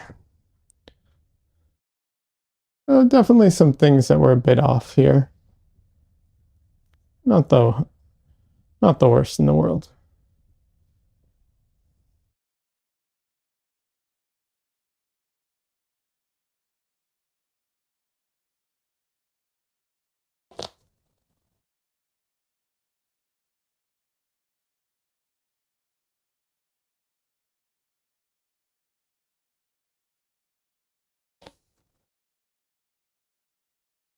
So in the past, what I've done is I would go in with my quinacridone rose, and I would use that to line, like draw all the areas that basically draw in everything. But I've changed my approach a little bit, um, mostly because I want to speed things up a little bit. And also, I've gotten used to doing it, so I don't feel that I need to draw it in as much like I used to. Although sometimes, that'll definitely be the case where and I will do that. But at the moment, a lot of times I don't feel like I need to anymore. So what I do is when I'm looking at the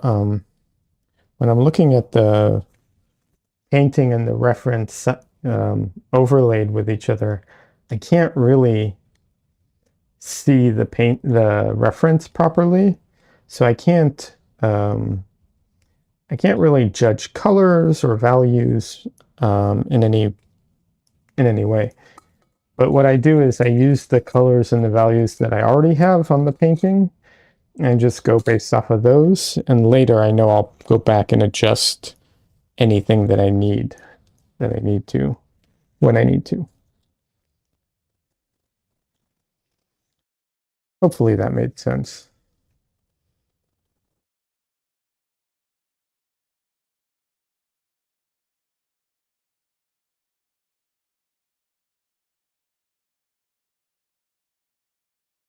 There's a chance I go over this whole thing with the brayer though.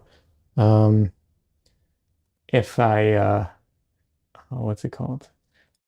If I'm if I have to let this painting dry, I will probably go over it with the brayer because there's too much thickness to some of these. There's too much like thick brush marks to some of this stuff, and it'll be hard to paint over that if it dries like that. So I will probably end up using the brayer if I think I'm going to leave this alone long enough to dry. Luckily, I don't think that's going to be the case.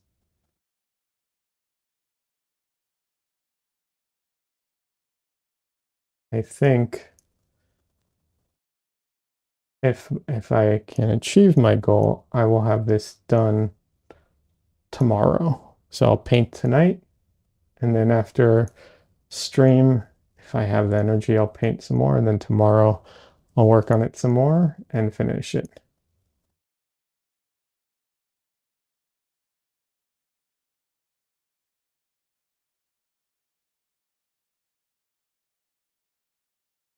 Okay, this was a big mistake, the ear over here. That was a huge, everything was off there. So that sucks.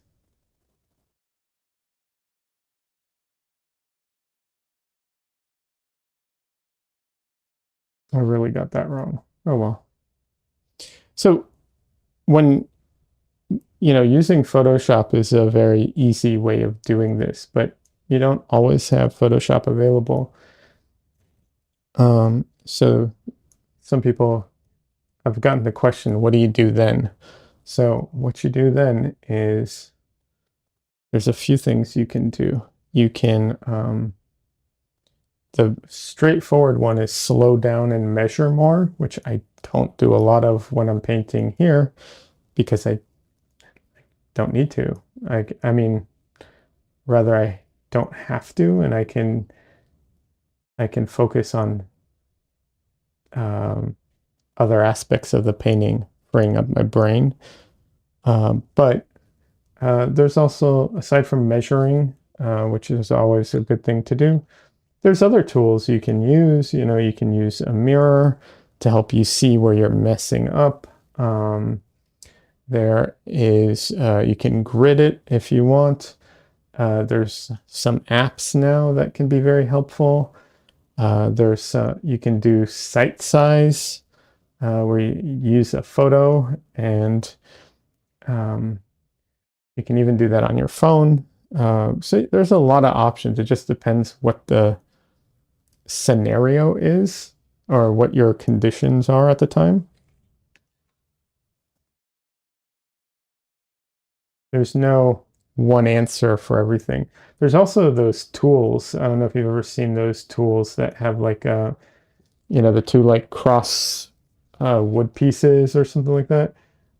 Those are measuring tools. They can be very helpful. I personally have never used them, but I understand how they work in theory, and those would work really well.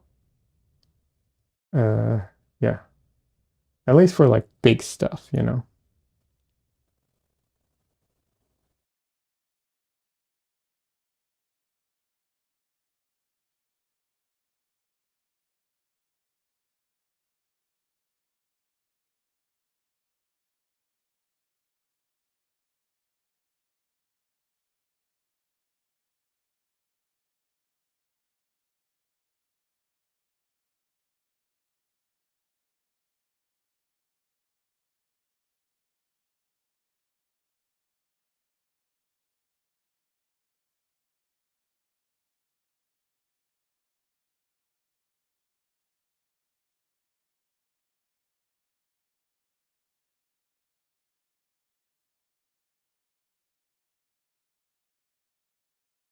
Yeah, I don't remember what those things are called, but it's just a measuring tool. That's what they do.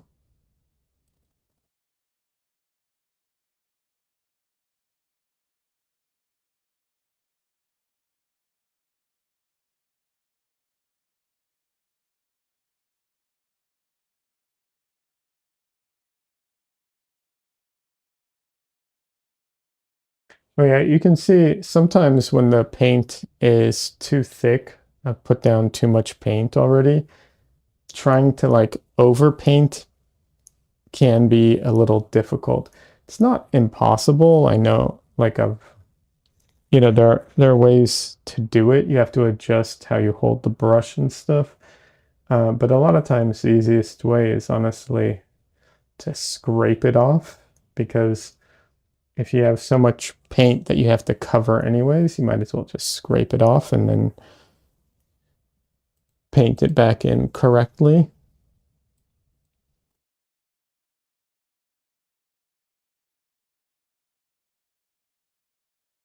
That's one of the things when I press hard, that's actually in a way what I'm doing. I'm scraping off the paint just by using the brush to push it around and push it off.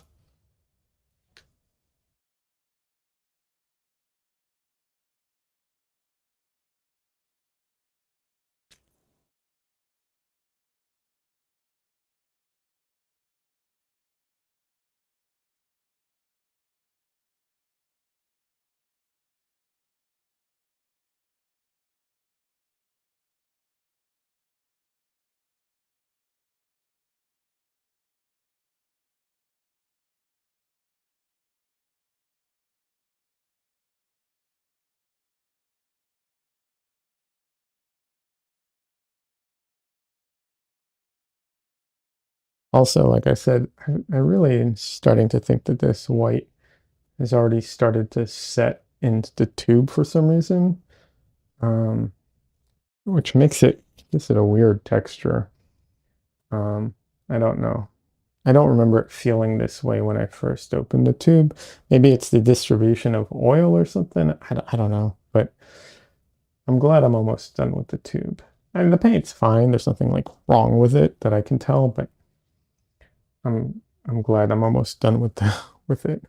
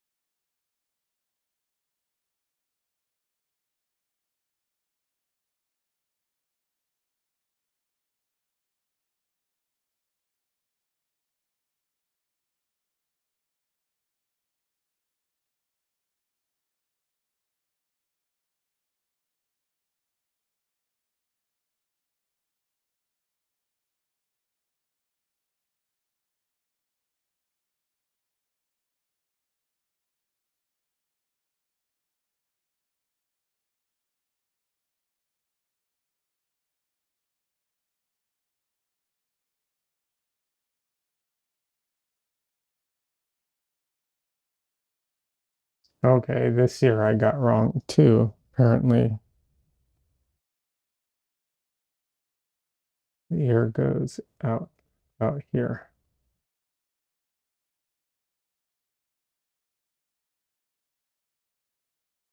Oh well.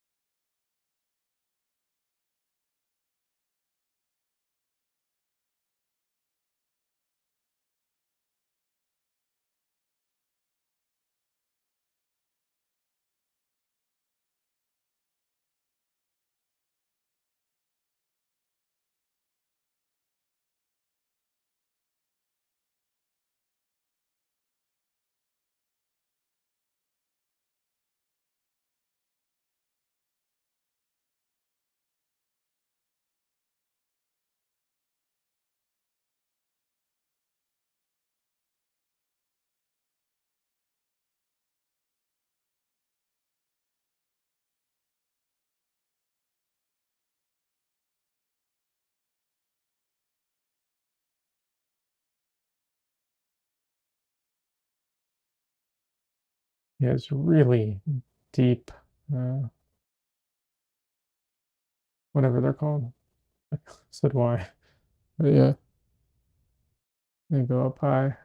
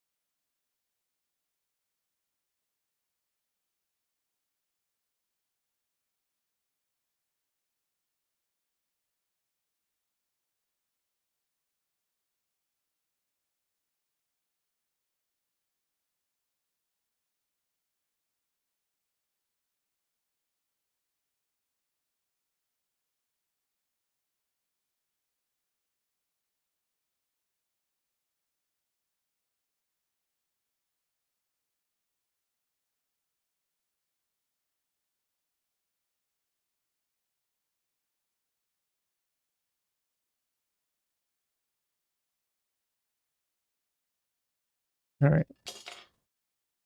Oh, some of this needs to be adjusted. It'll just be easier to do it this way.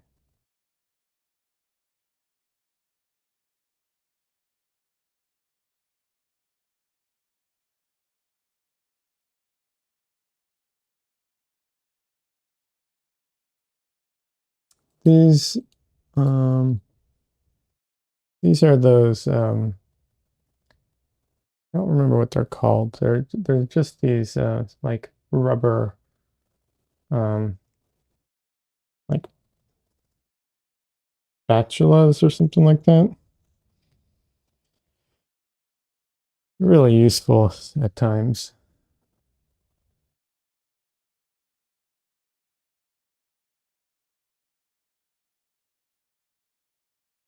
And I really like some of the textures you can get with them.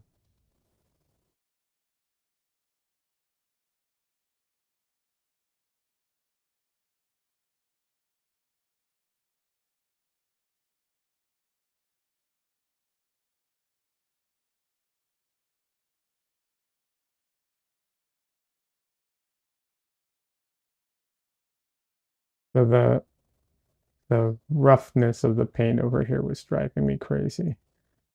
So instead of using the what's it called? The brayer, I'm just going to use this to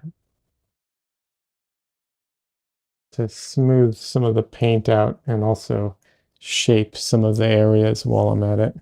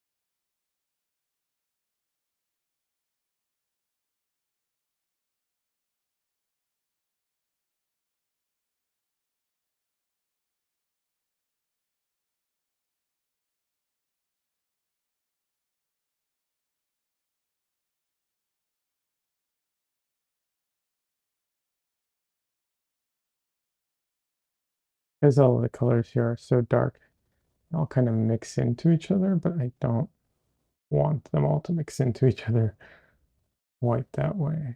So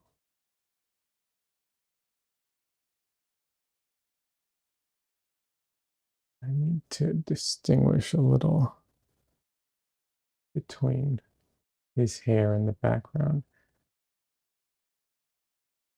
Just a bit.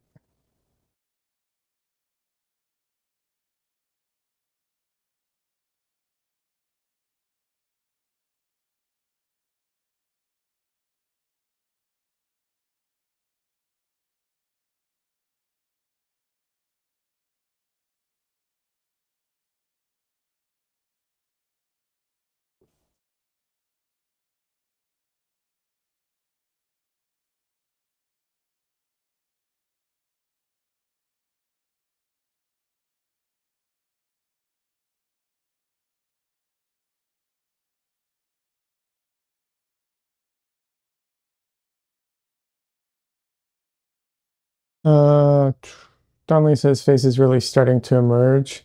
I was thinking it maybe at the PS2 stage of graphics at the moment. Haha. Very funny, Donnelly. Very, very funny. Honestly, kind of like the look right now, and though I'm sure it'll get better as you continue to refine, I could see you leaving it as stylistic choice. Oh, thank you. Yeah, yeah, yeah. I see. I know what you're talking about. There's definitely some artists that have this look, and so yeah, you can. I mean, you can get away with that for sure. But I will refine it a bit. I'm not going to. So if you look at some of the last paintings I've done, you'll see that there's definitely some less refined areas to them. So there's definitely, you know, I mean, I'm going to grab this one because it's easy for me to hold. The other one is I got paint on my hands earlier because the corners were still wet. But yeah, you can see, you know, like there are definitely passages and areas in this painting that aren't finished, that aren't like rendered out, right? Um, you know, but yeah, I'm happy to leave those in there, you know.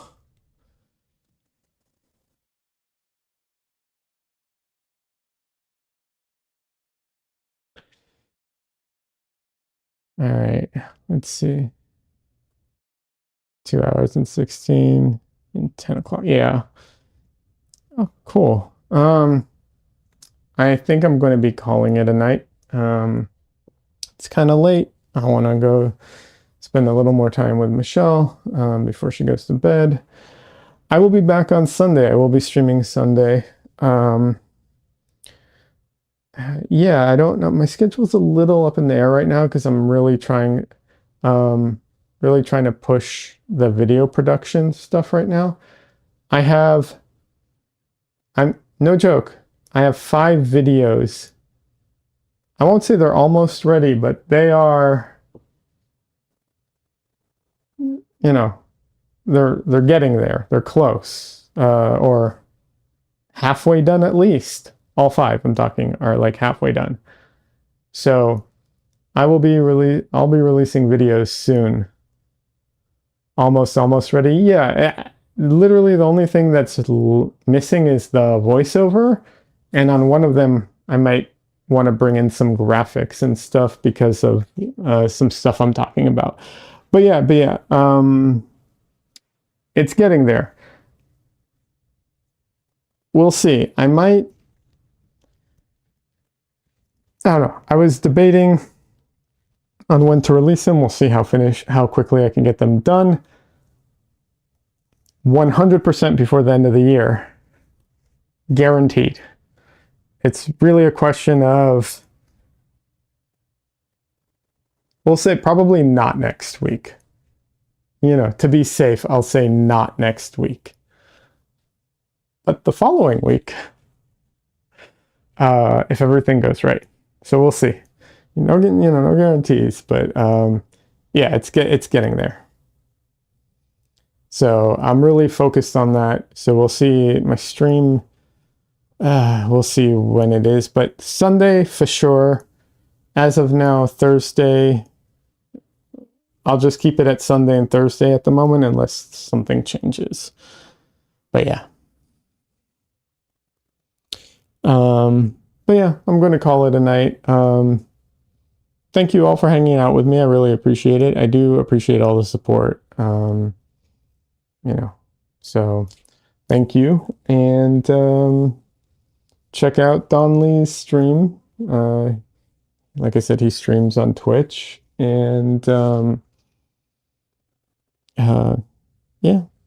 I don't know. Have a good night. Have a great weekend, everybody. Have a good Thanksgiving weekend, and all of that stuff. All right. Have a good one.